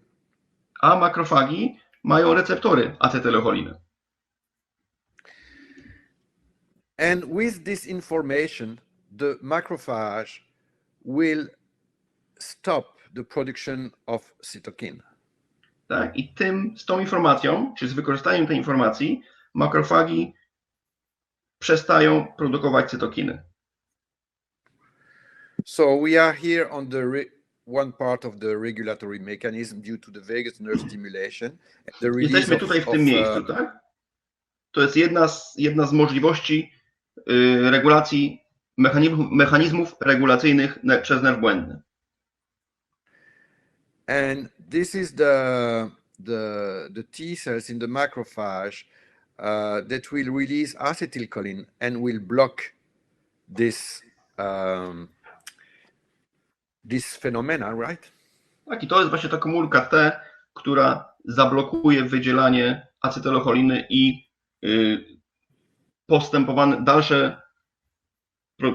dalsze rozwijanie się tego fenomenu. So we have the inflammatory markers here. Tutaj mamy nasze markery zapalne. So they will lead to peripheral inflammation, które prowadzą do stanu zapalnego na obwodzie. That will activate in the macrophage, that will activate immunobiological event. W makrofagu zostaną zapoczątkowane wydarzenia immunobiologiczne. So that's activate vagal afferent traffic. Co z kolei powoduje przewodzenie aferentne nerwu błędnego. So this come to the central nervous system. Dochodzi ono do centralnego układu nerwowego. We have output response. Mamy oczywiście odpowiedź. Stimulation of the vagal efferent. Mamy stymulację błędną, eferentną. With the release of acetylcholine at the end, we have a peripheral anti-inflammatory action. Tak, z ostatecznym wydzielaniem acetylocholiny i działaniem obwodowym przeciwzapalnym. So, macrophage are very important in the organ of the reticuloendothelial system. Także makrofagi są bardzo ważne w tworze siateczkowo-śródbłonowym. Those organs are the heart, the lungs, the liver, the spleen, and the gastrointestinal tract. Tak, te organy, czyli serce, wątroba śledziona i nasz przewód pokarmowy. So this anti-inflammatory effect will affect the heart, will affect the liver, the spleen, and the GIT tract. Także to działanie przeciwzapalne będzie miało wpływ na serce, na wątrobę, na śledzione i na przewód pokarmowy. Because the vagus nerve at the end, with the release of acetylcholine in the T cells, ponieważ ostatecznie nerw błędny, powodując wydzielanie acetylocholiny do komórek T, in this macrophage, right? W tym makrofagu tutaj, will stop the release from the macrophage of inflammatory cytokines. jak on nie dopuści do wytworzenia czy do wydzielenia tych zapalnych cytokin z tego makrofaga. So we have here neuroendocrine immune axis and the anticholinergic pathway. It's just the same that I say. We have here release of pro-inflammatory cytokine, right? Tak, tutaj mamy właściwie jeszcze jedno przedstawienie tej osi neuroendokrynno-immunologicznej i cholinergicznej ścieżki przeciwzapalnej. Tak, mamy wydzielone cytokiny przeciwzapalne, zapalne, przepraszam. These stimulate the vagus nerve. Okay. One podrażniają nasz nerw błędny. The different centers relate to the central autonomic network. Tak, różne centra, czy dużo różnych centrów odpowiedzialnych, czy składających się na ośrodkową sieć autonomiczną. So stimulation of the HPA axis, as we saw before. Tak, stymulacja osi HPA.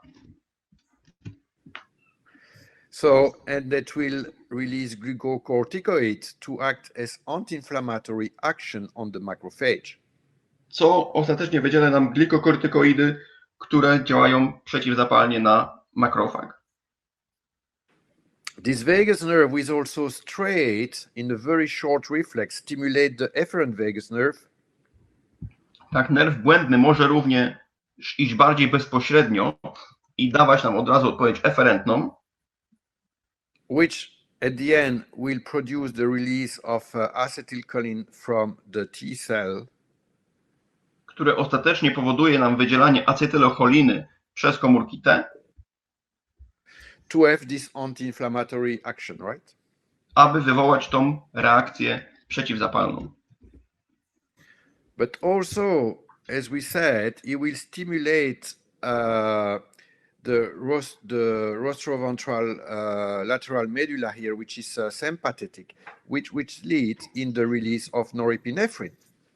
Ale również będzie on podrażniał nasz rdzeń głowowy brzuszno-boczny, który jest częścią układu współczulnego, co z kolei powoduje wydzielanie noradrenaliny. To have another anti-inflammatory effect. Co również ma efekt przeciwzapalny. And also from the stimulation of the medulla. Również poprzez stymulację rdzenia can so release norepinephrine and dopamine to have other anti-inflammatory effect. Możemy mieć wydzieloną noradrenalinę i dopaminę, żeby wzmocnić ten efekt przeciwzapalny. Now, we talk about the third autonomic nervous system, the enteric nervous system. It's the same principle. We have the stimulation here, then we have the vagus.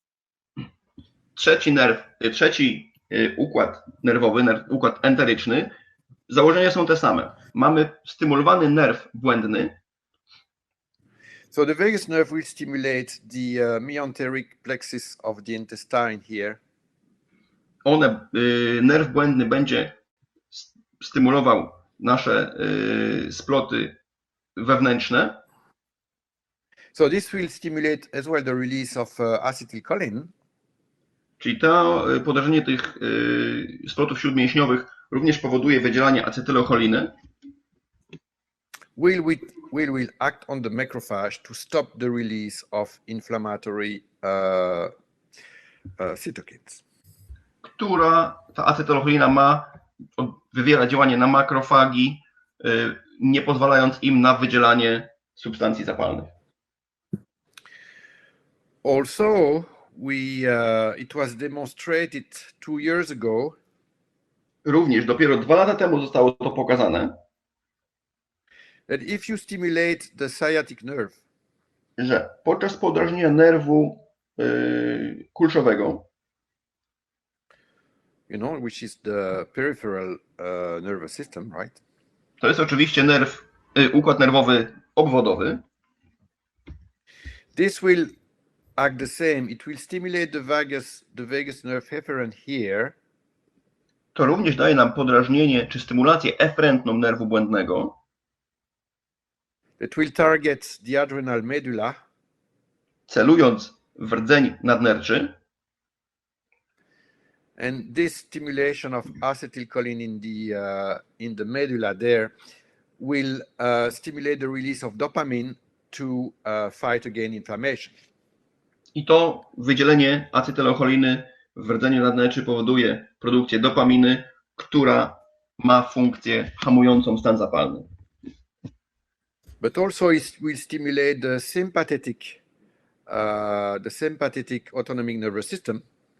Ale mamy tutaj również stymulację układu współczulnego. All right.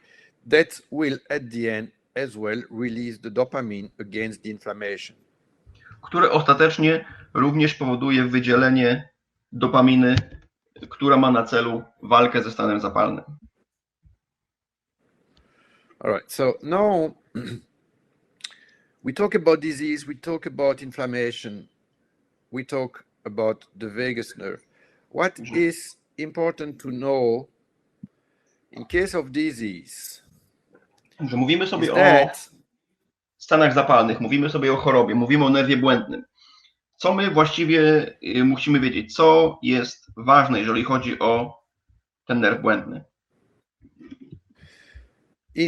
In disease, whatever, we can say that there is three basic mechanisms that lead to disease. Tak, jeżeli mówimy sobie o chorobie jakiejkolwiek, mamy trzy takie podstawowe mechanizmy, które do niej prowadzą. We have excessive sympathetic nerve activity. Tak, mamy nadmierną aktywność współczulną. We have excessive inflammation. Mamy nadmierny stan zapalny. And we'll get excessive oxidative stress that will lead to DNA damage. I mamy nadmierny stres oksydacyjny prowadzący do uszkodzenia DNA. And we know that the weak activity of the vagus nerve, so let's say low vagus tone, wiemy, że niska czy słaba aktywność nerwu błędnego, czyli możemy nazwać to niskim napięciem nerwu błędnego, it's a risk factor for those disease. Jest czynnikiem ryzyka wystąpienia choroby. Could be cardiovascular disease, cancer, or other autoimmune, and also in Alzheimer disease. Tak, czy to choroby układu krążeniowo-oddechowego, czy nowotwory, czy choroby autoimmunologiczne, czy na przykład choroba Alzheimera. So, oxidative stress, inflammation, excessive sympathetic nerve activity, so here it's excessive inflammation, will be the mechanism that can lead to disease, right, and also metabolic syndrome. Także mamy tutaj nadmierny stres oksydacyjny, nadmierny stan zapalny, podwyższone działanie układu współczulnego. Te wszystkie czynniki kumulują się nam, powodując powstawanie choroby czy syndromów metabolicznych. So it's very easy to understand. So basically, the higher your vagus tone here is, the lower oxidative stress, inflammation, and excessive sympathetic nerve activity you will get. Także na tym wykresie to jest przedstawione bardzo prosto. Im wyższe mamy napięcie, im większe napięcie nerwu błędnego, tym mniejsze będziemy mieli wartości stresu oksydacyjnego, stanu zapalnego czy aktywności układu współczulnego. So low vagus tone is a risk for disease, right? And death at the end. Także niskie napięcie czy niska aktywność układu nerwu błędnego jest czynnikiem ryzyka wystąpienia choroby. I to jest podstawa. So you see, we have the vagus nerve here. Tutaj mamy nerw błędny po lewej stronie. You will get a modulation interaction with sympathetic nervous system, oxidative stress and inflammation here. Tak, to jest to działanie regulacyjne, ten mechanizm regulacyjny na układ współczulny, na stres oksydacyjny i na stan zapalny. If the patient has some risk factors here, jeżeli pacjent ma jakieś dodatkowe czynniki ryzyka, so those mechanisms will increase, can lead to hypertension, diabetes, metabolic syndrome. Na myśli na przykład nadciśnienie czy cukrzycę, czy jakieś inne syndromy metaboliczne. And then the disease, right? I kończymy na chorobie. Of course, we have to take into account the genetics and the environment. Oczywiście musimy pamiętać, musimy także brać pod uwagę genetykę i środowisko. So this is very important to understand. Także ważne jest, żeby to zrozumieć. So, what an osteopath can do for that? Także, no co z tym może zrobić osteopata? Little John Tasker, they say that we have osteopathic center on the body, which is a point on the surface of the body which has shown to be in close central relation to a physiological center. Tak już Little John mówił, że mamy na naszym ciele punkty, które są odpowiedzialne jakby za, czyli są takim punktem wejścia do naszych centrów fizjologicznych. So, by acting to those osteopathic centers, także poprzez działanie na te centra osteopatyczne we have a possible meaning for treatment. Mamy potencjalne możliwości dokonania terapii, but it does not represent a push button for treatment of an organ or a structure. Tak, ale w żaden sposób nie mówimy tutaj o włączniku czy wyłączniku, który możemy nadusić i tak wyłączyć czy włączyć jakiś organ. To those centers, to those organ or physiological function, they are in relation to these osteopathic centers. Tak, także te organy czy ich problemy, które są połączone z tymi centrami osteopatycznymi. So we have different osteopathic center kind. We have the sensitive, motor and vasomotor. Także jakie mamy rodzaje tych centrów osteopatycznych? Mamy czuciowe, ruchowe i wazomotoryczne. So from Little John he said almost all disease start on the sensitive side. Tak? Mówimy, że wszystkie choroby zaczynają się po tej stronie czuciowej. Prawie wszystkie. So yeah, so it means pain, muscles contracture, something very easy to see. Także czy to jest ból, czy to jest jakiś skurcz, czy nadmierne napięcie mięśnia, coś, co jest dosyć łatwo zauważyć. And this makes sense because we have pain modulation trouble, we have overactivity, and also relate to inflammation, and we have overactivity of the sympathetic nervous system, right? We get muscle spasm, we get sweating, contracture, and I to oczywiście ma sens, bo jeżeli mamy tą nadmierną aktywność współczulną, mamy nadmierne wydzielanie potu, mamy nadmierny skurcz mięśniowy. And so we have the motor, including the secretomotor, which are motor centers related to the function of the organ and the viscera.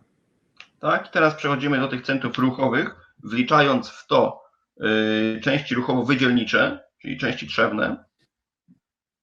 And then we have the vasomotor. They are in relation with control coordination of blood and lymphatic circulation. I ostatecznie mamy te centra wazomotoryczne, które kontrolują i koordynują krążenie krwi i limfy w różnych częściach ciała.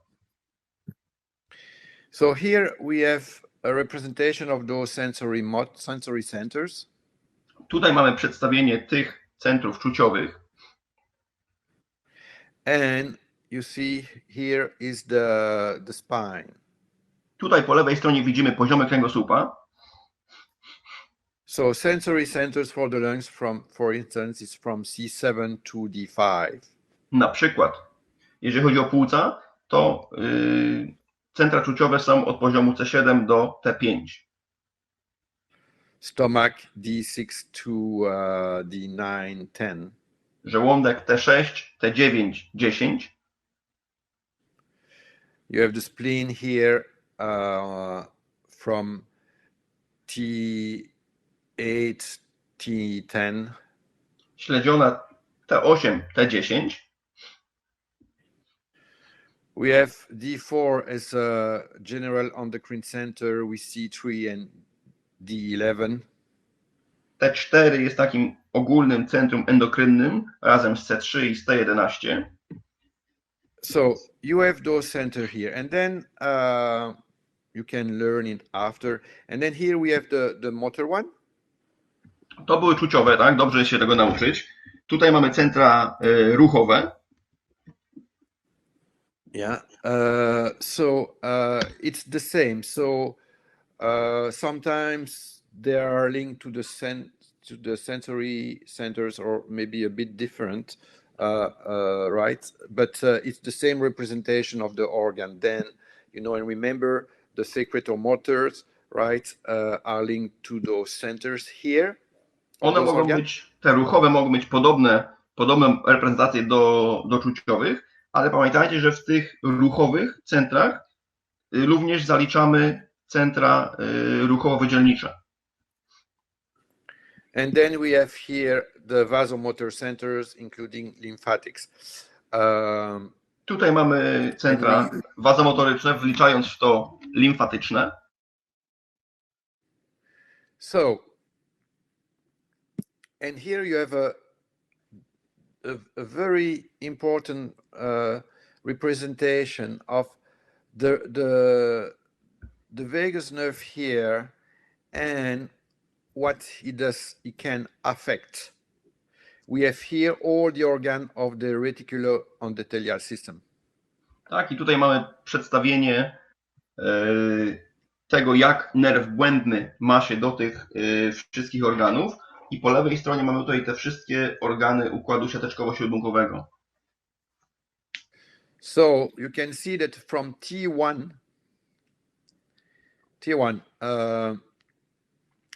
this is for the sympathetic, but we have in the head and the neck, we have the cranial nerve, right?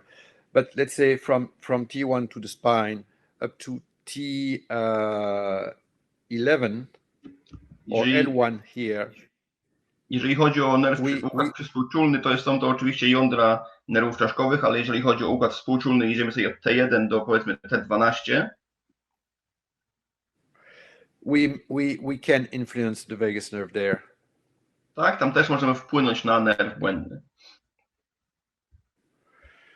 So we have a biopsychosocial model here that I just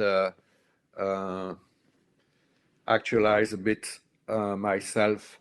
So we have stressful life, psychological stress, you know, COVID-19 situation here. It will affect the central and peripheral and autonomic nervous system, obviously. Tak, tutaj mamy ten układ, taki troszkę model psychologiczny, który sam troszkę tutaj rozwinąłem.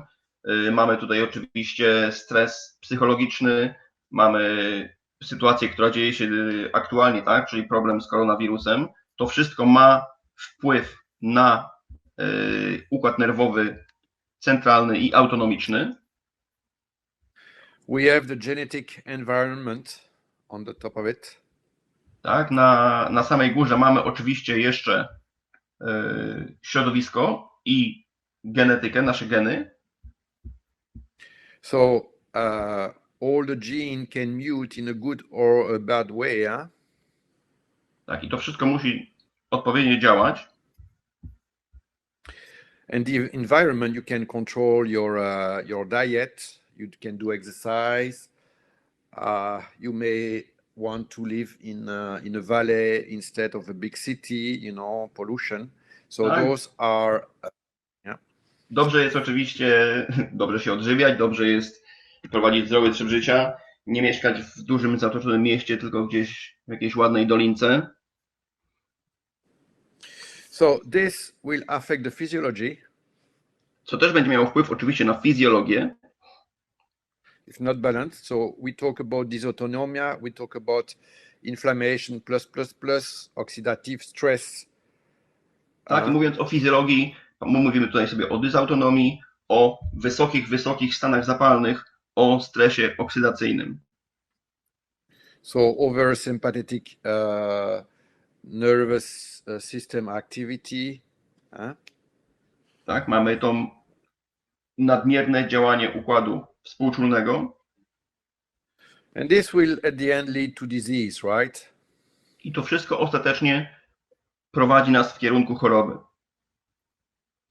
And then it comes us, osteopathic treatment. I wtedy wchodzimy my. Wtedy wchodzi terapia osteopatyczna. So, in osteopathy, In osteopathy,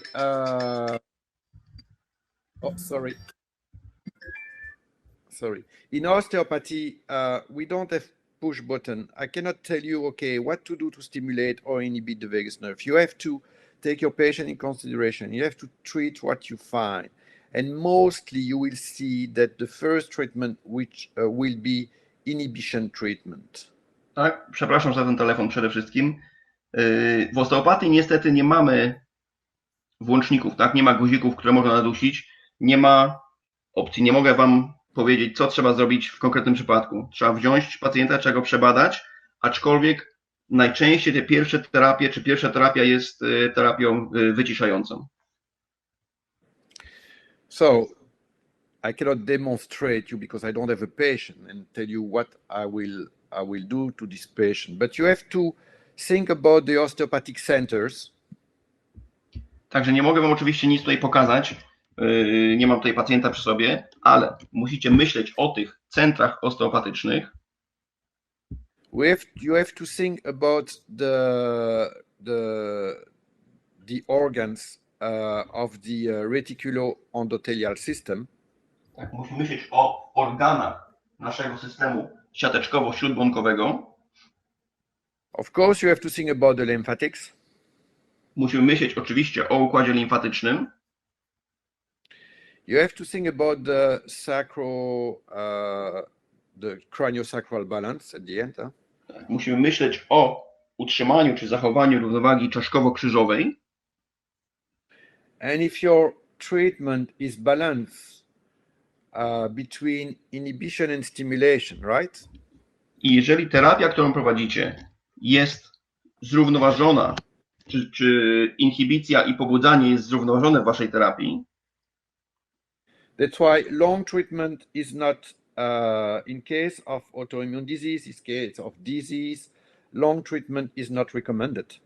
tak, te długie terapie w przypadku chorób autoimmunologicznych nie są raczej zalecane.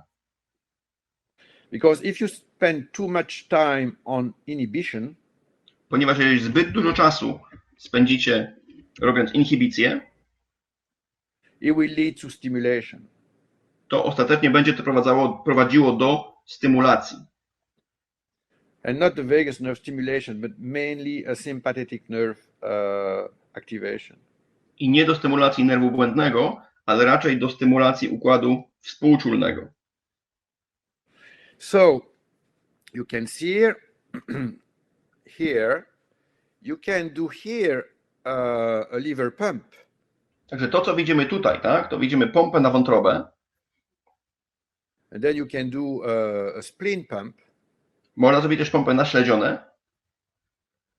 You can check at the end. You can check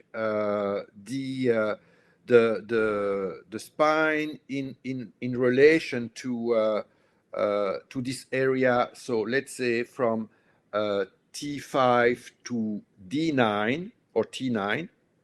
Możemy sprawdzić kręgosłup na tych poziomach, powiedzmy od T5 do T9. Check for contracture, check for swelling, check for redness, pain or whatever. Tak, poszukamy tam jakiegoś nadmiernego napięcia, zaczerwienienia, bólu czy opuchlizny. And adjust this area, of course, in relation with the other, okay? But adjust this area because this will stimulate the splanchnic nerve. I oczywiście ta okolica tutaj podróżniała nam by nerw trzewny. The great splanchnic nerve. Nerw trzewny wielki. connecting to the cilia ganglia idący do zwoju trzewnego and superior mesenteric, i do zwoju kreskowego górnego, connecting to the gastro to the intestine, okay? co łączy nam to działanie całe z trzewiami, The spleen, śledzioną, the kidney, nerkami, and at the end, you know, also part of the heart. So, and at the end, so you stimulate part of the reticular endothelial system by doing this. i oczywiście mamy też część serca, także robiąc to wszystko stymulujemy część tego układu siateczkowo-ślubunkowego. So you will stimulate the neurotrophicity of those organs. Także stymulujemy trofikę, czy neurotrofikę tych narządów. And at the end, you will get an effect on this, right? You will stimulate the vagus nerve, you will stimulate the vagus nerve response, you will get an anti-inflammatory effect. I ostatecznie stymulując nerw błędny, ostatecznym efektem jest reakcja przeciwzapalna. So this is the way, osteopathically, when we try to balance the sympathovagal tone, because we have to decrease the sympathetic nerve activity and we have to increase the vagus tone. Także cały problem polega tutaj na tym, żeby zrównoważyć to działanie, żeby obniżyć działanie części współczulnej, a podnieść czy dostymulować działanie nerwu błędnego. And this is the idea or the key about osteopathic treatment in relation to autoimmune disease from depression to cancer. And i to jest właśnie kluczowe w terapii osteopatycznej chorób autoimmunologicznych, idącej od depresji do nowotworu. Yeah. A patient with a COVID, he will get coughing, he will get fever, he will get maybe some anorexia, he will get some pain, he may get afterwards bronchi and lung inflammation. Tak, pacjent z koronawirusem będzie kaszlał, będzie miał gorączkę, może będzie niedożywiony, ostatecznie dojdzie do zapalenia oskrzeli, do zapalenia płuc. Of course, those patients are very fatigued, they are the stress, get anxious because inflammation is going everywhere. Tak, ci pacjenci są oczywiście bardzo zestresowani, bardzo przestraszeni, są bardzo zmęczeni, bo ten stan zapalny rozprzestrzenia się po całym ciele. The treatment must be very short in time. Także terapia powinna być krótka w czasie, but repetitive. Ale powtarzalna. And you will promote inhibition, you will promote the lymphatics, you will promote the osteopathic center in relation to those organs that were affected, right? And mainly the organs from the radicular endothelial system. And then you will get a very powerful neuroendocrine immunological effect. I chcielibyśmy się tutaj skupić na tych narządach, które są dotknięte procesem chorobowym. Troszkę oczywiście na wszystkich innych narządach też, ale głównie na tych dotkniętych. I spodziewamy się tutaj dosyć silnej reakcji neuroimmunologicznej. So at the end, you see here, you have the inflammation, you have the vagus nerve here, this kind of a funny representation I put there. And Pastor at the end, when he understood that he did a mistake, he made a mistake, he said, the germ is nothing, but the terrain is everything. Tak, tutaj na tym rysunku mamy tego jeźdźca na słoniu jako stan zapalny, tego jeźdźca na lwie jako nerw błędny, który to atakuje. Także Pasteur nie miał do końca racji, mówiąc, że to bakterie czy te czynniki zewnętrzne są odpowiedzialne za wszystko. Means that he agree finally with Claude Bernard. Także my się zgadzamy raczej z Claudem Bernard. Which means the importance is the balance of the milieu intérieur. Co oznacza, że musimy, czy chcielibyśmy zachować równowagę tych dwóch układów. That's why, for instance, people old, because when you get old, the vagus tone decrease. You cannot do anything about that. It's just physiological. Or when you get old, you may be fragile in health. Dlatego na przykład proces starzenia się, nerw błędny za tym nie nadąża i ludzie starsi są bardziej wrażliwi na choroby. And so, therefore, the internal milieu to those people, so means homeostasis, means sympathovagal balance is not good. So, therefore, those people will get a reaction to the COVID. Tak, dlatego między innymi właśnie osoby starsze gorzej przechodzą infekcję koronawirusem, gdyż ta ich równowaga współczulnowagalna nie jest zachowana. So people like this, who the homeostasis is not bad, sympathovagal is not bad, so means that those are healthy people, right? Także osoby, u których ta homeostaza jest zachowana, czy ten związek współczulny jest odpowiedni, to są osoby zdrowe. So, and like Pastor said, in this case, the COVID-19 will never affect you. I tak jak Pasteur tutaj powiedział, wtedy koronawirus nam nie zagrozi. So if you are healthy and you have a patient with the COVID-19, right, you can help him to recover naturally when you pay and when you do short treatment, regular treatment, to act on this part here. Także jeżeli macie pacjenta chorego czy zarażonego koronawirusem, a wy jesteście zdrowi, to możecie mu pomóc poprzez terapie krótkie, ale częste, skupiając się tutaj na tej ramce terapii osteopatycznych, o których mówiliśmy. Okay, I will finish now this presentation to quote John Wernham. Ja zakończę ten wykład cytatem z Johna Wernhama.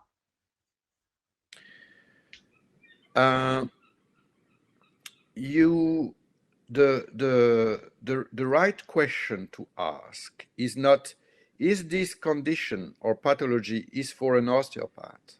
Także pytanie, które musimy sobie zadawać, nie brzmi, czy ta choroba, czy ten przypadek jest odpowiedni dla osteopaty. But the right question to ask yourself is that what osteopathic treatment can do for this condition or for this patient, whatever it is. Tak, ale pytanie, które musimy sobie zadać, jest takie, co osteopata jest w stanie zrobić, jak jest w stanie pomóc tej osobie z tym danym problemem. Thank you very much. Dziękuję bardzo.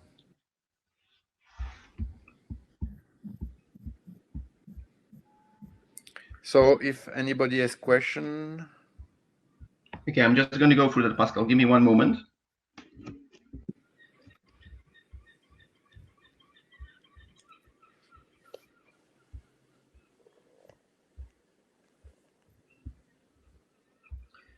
So I'm going to read you out the first question. It was actually typed in English.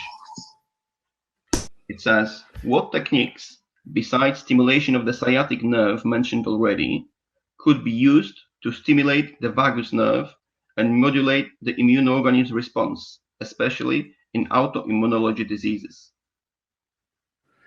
So, let me just, Pascal, let me just read that in Polish as well, okay? Because that was typed in English. Czyli tutaj mamy pytanie, jakie techniki poza stymulacją nerwu kulszowego, o której już było wspomniane, mogą zostać wykorzystane do stymulacji nerwu błędnego i do regulacji odpowiedzi immunologicznej organizmu, zwłaszcza w przypadku chorób autoimmunologicznych. You can go, Pascal. So, all right. So first, you have to think about your anatomy and neurology related to the vagus nerve, where it goes, what muscles, it involves. You have to to adjust any area related to the sciatic nerve. Także zawsze musimy pamiętać o przebiegu i anatomii i fizjologii nerwu błędnego, o to, jakie okolice on nerwia, i także o anatomii i fizjologii nerwu kulszowego. So, of course, you have to pay attention to the lumbosacral plexus. Na pewno musimy wziąć pod uwagę nasz splot lędźwiowy, splot krzyżowy. Make sure that the pelvis is not tilted, the sacrum is not tilted, the Trzeba vertebrae are not tilted.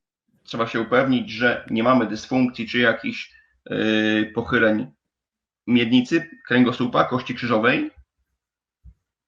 Make sure that the fibular bone is moving properly. Which bone, sorry? The fibular bone. Musimy się upewnić, że strzałka też rusza się odpowiednio. Same with ankle and foot, right? I tak samo, jeżeli chodzi o kostkę i stopę. And also make sure there is no contracture in the muscles innervated by the sciatic nerve. I także musimy zadbać o to, aby nie było żadnych nadmiernych skurczy czy nadmiernego napięcia mięśniowego w nerwach unerwianych przez nerw kulszowy. And again, you start with inhibition when you find contracture. Tak, znowu jest tutaj inhibicja w przypadku, kiedy odnajdziemy jakieś nadmierne napięcie. Then you can use, when it's done, you can use an oscillatory technique in the lumbosacral area to stimulate the sciatic nerve. Tak, i kiedy to już zostanie zrobione, możemy użyć technik oscylacyjnych, aby postymulować nerw kulszowy. Yeah, this makes sense. Okay, let me just go for the next one.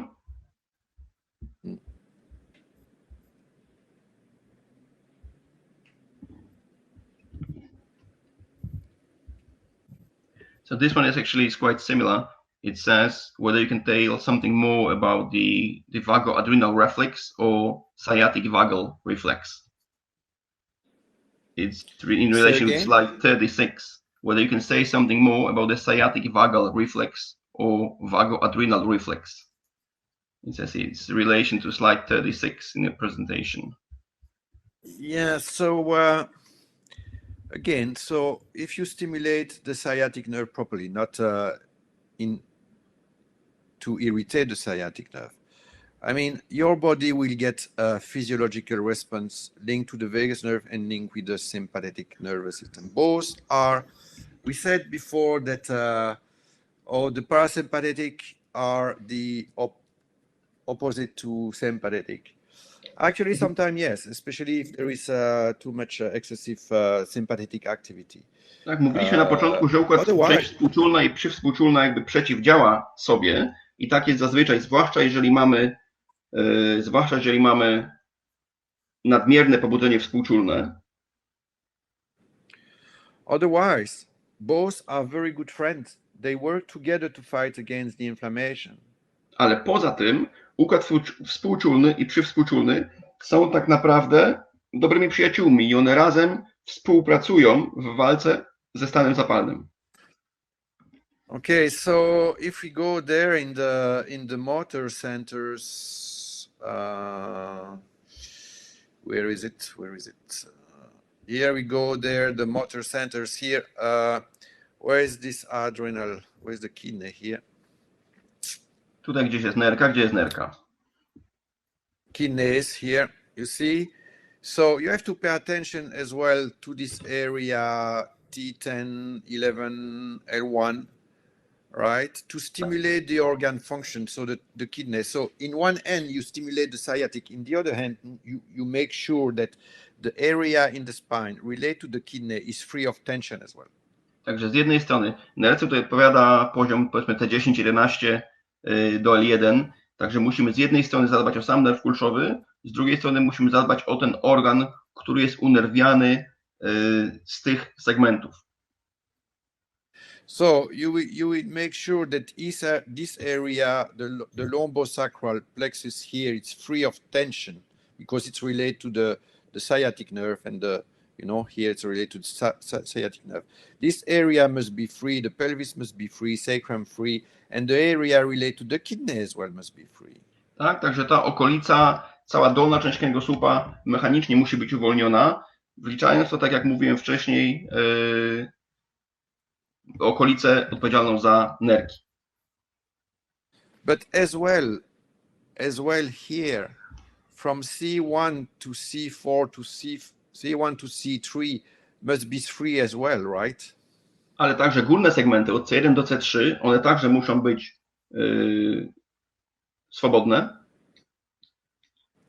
And by the way, because we are talking about the longest nerve in the cranial longest nerve, you have to make sure that all along the way of the vagus nerve, the tissue are released, because if you have a very strong neck structure, because the patient have a very bad posture, it will affect, it may affect functionally the nerve, right? Ale pamiętajcie też, że ten nerw błędny jest najdłuższym nerwem czaszkowym, także cały jego przebieg musi być wolny. Także mamy tu szyję, mamy tutaj klatkę piersiową, z tym też ten przebieg też musi być wolny. You make sure that all this area here related to the vagus nerve are free. Tak, także wszystkie te okolice związane z nerwem błędnym, one muszą być wyczyszczone. Okay, I'm going to read next one in Polish first. Tutaj mamy pytanie od pani Oli, co można zrobić na sobie, tak? Czy jest jakaś forma autoterapii? There is a question, Pascal, is there anything people can do for themselves in form of autotherapy?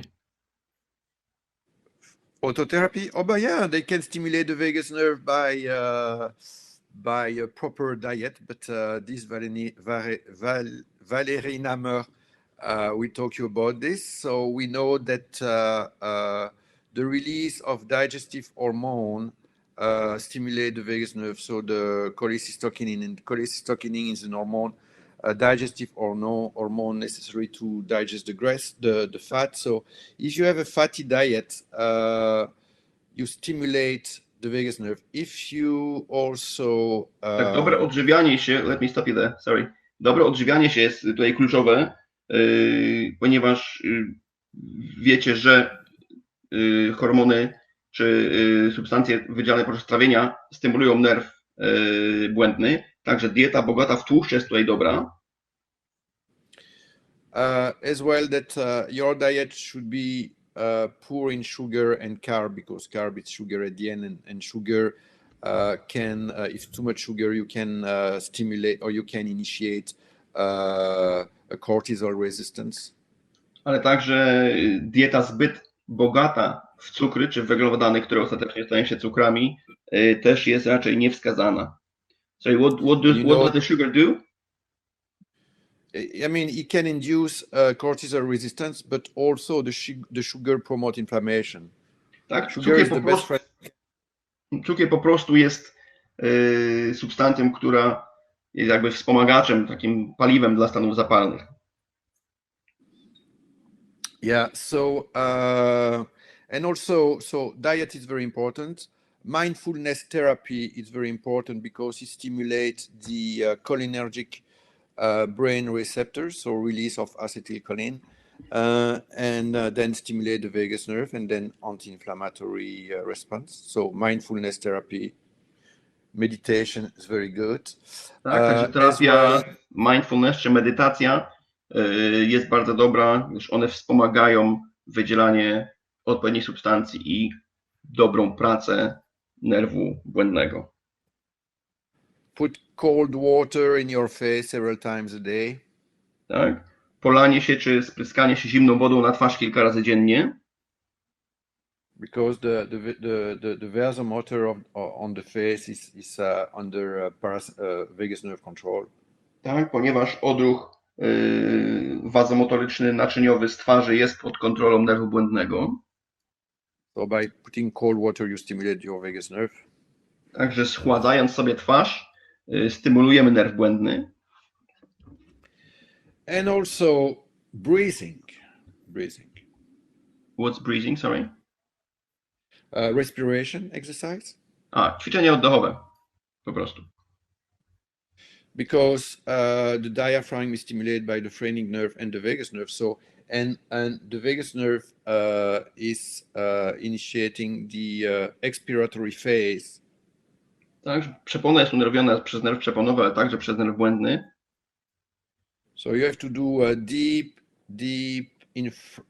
diaphragmatic breathing with a very long expiration. Także długie, głębokie oddechy przeponowe z długą fazą wydechu.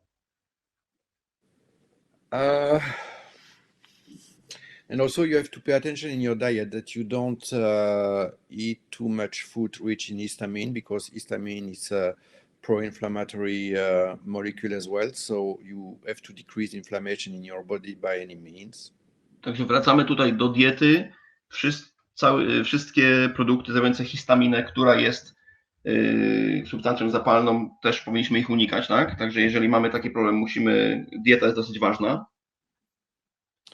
This is what is known to naturally help to stimulate the vagus nerve. To są rzeczy, które tak naturalnie pomagają stymulować nerw błędny. And also take probiotics, because you have to absolutely so diet is important to avoid dysbiosis, and because if you have dysbiosis, then you will increase intestinal permeability, means more inflammation in the bloodstream and everywhere in your body. So a proper diet with probiotics to regulate your intestinal biota. Także odpowiednia dieta, to podkreślam jeszcze raz, jest bardzo ważna. Można ją wspomagać probiotykami, ponieważ dobra praca układu trawiennego jest tutaj kluczowa do dobrej funkcji nerwu błędnego. Ok? Następne pytanie mamy od Ani. Czy praca na nerwie błędnym u kobiet w ciąży jest dla nich bezpieczna? This is the question about whether the work on the vagus nerve with the pregnant women is safe for them. Of course, very safe. Oczywiście, praca u kobiet w ciąży jest bardzo bezpieczna. Do it gently. Oczywiście robimy to delikatnie. And you can use any technique you know to try to reduce sympathetic activity in contracture zone. So pay attention to the posture. And by the way, breathing exercise, diaphragm inhibition is very important as well. It's very easy. Release the upper neck, area. Release the area in the spine related to heart, lungs, spleen, liver, those organs. U kobiet w ciąży bardzo ważne są górne odcinki kręgosłupa, odcinek kręgosłupa odpowiedzialny za wątrobę, za śledzionę, za żołądek i tak dalej. Ćwiczenia oddechowe o to, żeby ta postura ciała była na tyle dobra, na ile się da. I na tyle. Okay, let me go for the next one.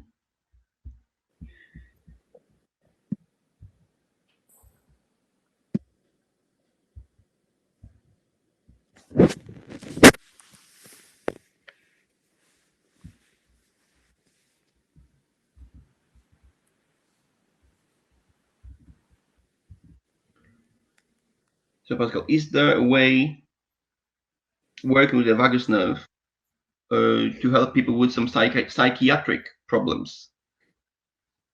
Sure. Także pytanie mamy, czy pracując na nerwie błędnym możemy wspomóc osoby z zaburzeniami psychicznymi?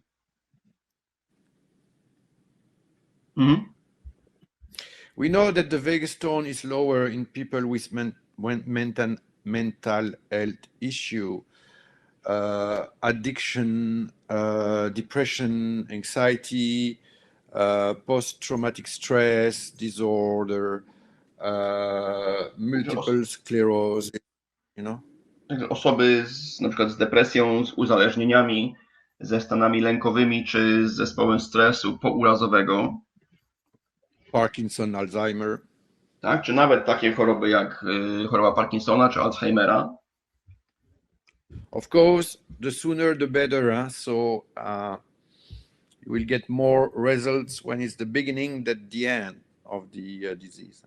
Oczywiście im szybciej zaczniemy pracować z taką osobą, tym lepiej, tym te efekty mogą być lepsze. Okay. Give me one moment. And plus the rest. Huh? I mean, control of the environment. So diet, breathing exercise, mindfulness. I oczywiście to wszystko, o czym mówiliśmy, czyli dieta, ćwiczenia, mindfulness czy medytacja, to wszystko jest bardzo ważne. It's not easy, it takes time, but it works. Tak, także to wszystko zajmuje dużo czasu, ale działa. Because depression is autoimmune disease, multiple sclerosis is autoimmune disease, you know, and anxiety, PTSD is result to overinflammation in the brain. So it's the same stuff. Tak, także czy to jest depresja, czy to jest stwardnienie rozsiane, czy to jest stres pourazowy, to właściwie jest wszystko ten sam początek. And very important, pay attention to the gut. I bardzo ważna sprawa, musimy naprawdę na trzewia zwracać zawsze uwagę. You see here the gut-brain axis here. You see autism disorder started here, right? Parkinson disease started here, all right? So this is it's our second brain. This is very important area to work with visceral technique, whatever, because it stimulates the vagus nerve at the end. Tak, tutaj widzimy tą oś trzewia, mózg, trzewia, czyli nasz drugi mózg, gdzie właściwie zaczynają się choroby, takie jak autyzm, jak choroba Parkinsona, czy jak depresja. Także dbanie terapią o trzewia jest bardzo, bardzo ważne. Diabetes is another indication, works the same. Tak, cukrzyca jest też wskazaniem do takiej pracy jak najbardziej. Okay, next question.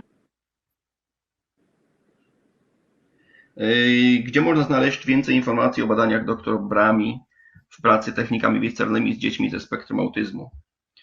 There is a question about where can we find some more information about researches by Dr. Brami and about how she worked with autistic or spectrum children. Okay, so you Google.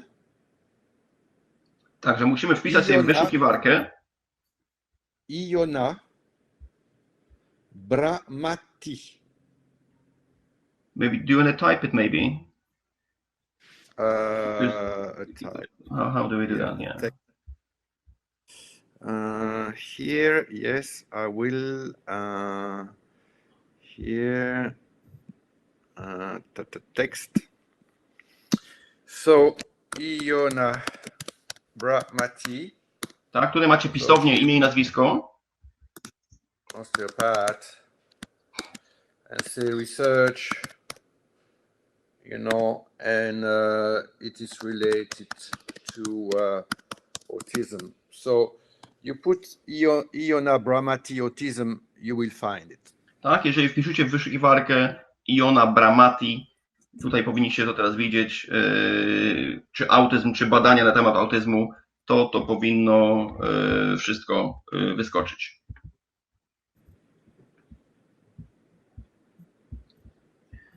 Czy można rozwinąć wątek związku nerwu błędnego z refluksem? Is there something more you can say about the vagus nerve and the reflux, or the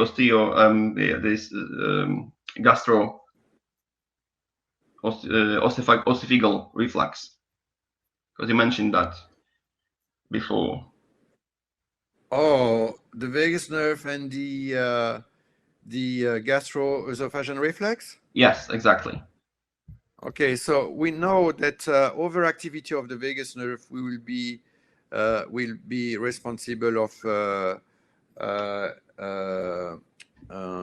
gastroesophageal reflex because it's overstimulated, and this is due because the anterior singular cortex is overactive. So high vagus tone Także can jeżeli mamy be fine. nadczynność nerwu błędnego, to wtedy to się może skończyć właśnie refluksem. So if you have a patient suffering from RGO, from esophageal gastrointestinal reflex, so you have to stimulate the vagus nerve in order to decrease its tone. So it's a good stimulation. It will not increase its, its disorder, but it's just regulate it. So you will stimulate the central autonomic network, right?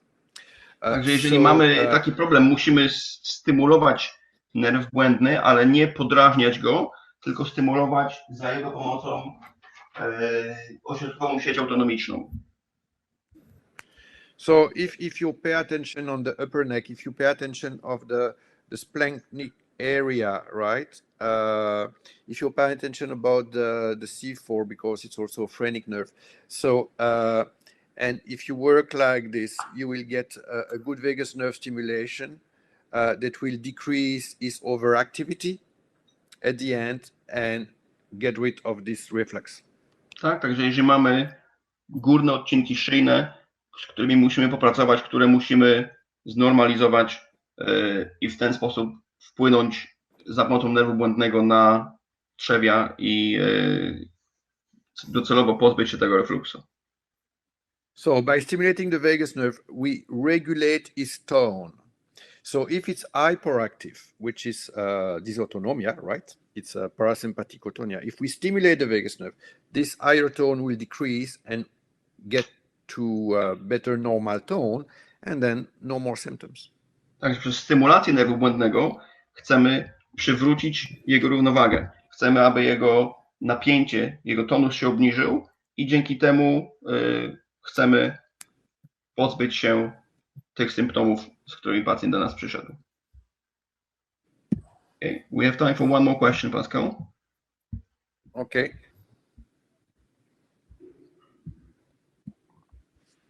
Mamy pytanie od Elżbiety o stymulację pacjentów dziecięcych z zaparciami, szczególnie z uszkodzeniami ośrodkowego układu nerwowego, z mózgowym porażeniem dziecięcym czy z autyzmem. We have a question about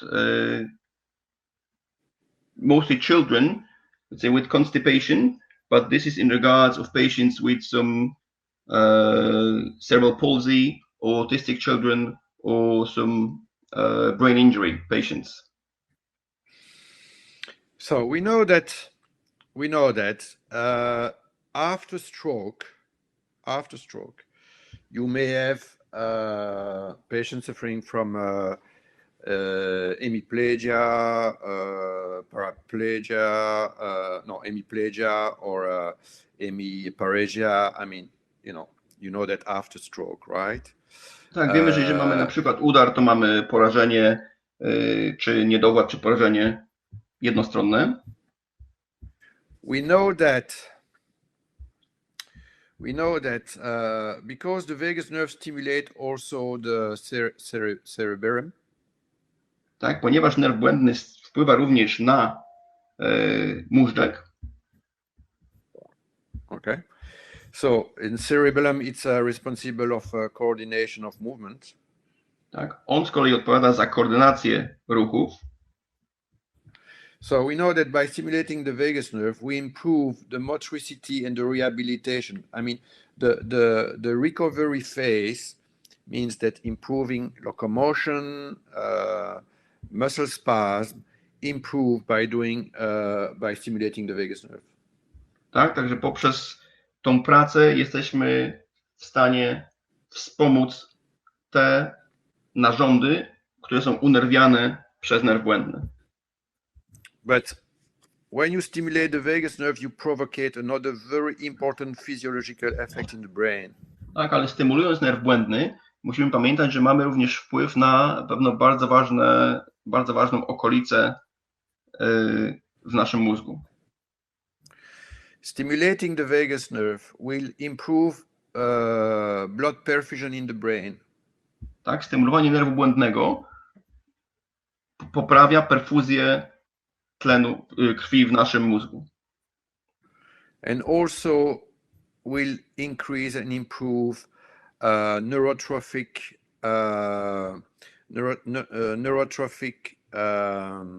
action, so improve the neural plasticity.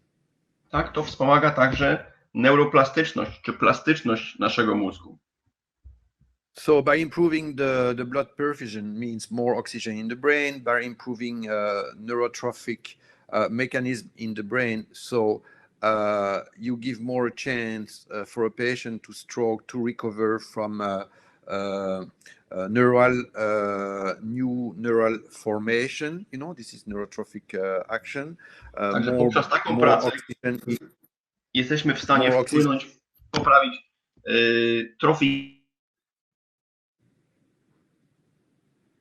trophicity, yes, and more blood, more oxygenation in the brain, so it's helped to recover the function, plus the effect on the cerebellum to improve motor coordination, for instance.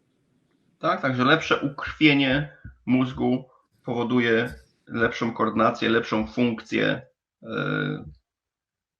narządów przez niego unerwianych. Okay. That's it for tonight, Pascal. I was told that was to be the last question. Okay. Dobrze. Powoli, znaczy już nasze spotkanie dobiegło końca, także dziękuję serdecznie Pascalowi. Pascal, thank you very much. Welcome. Dziękuję serdecznie Piotrowi za tłumaczenie. Było świetnie z tego, co tutaj osoby pisały. No, ja też słuchałam, też uważam naprawdę. Nie było łatwo, ale... Gratulacje, było bardzo dobrze. Dziękuję wszystkim serdecznie za udział.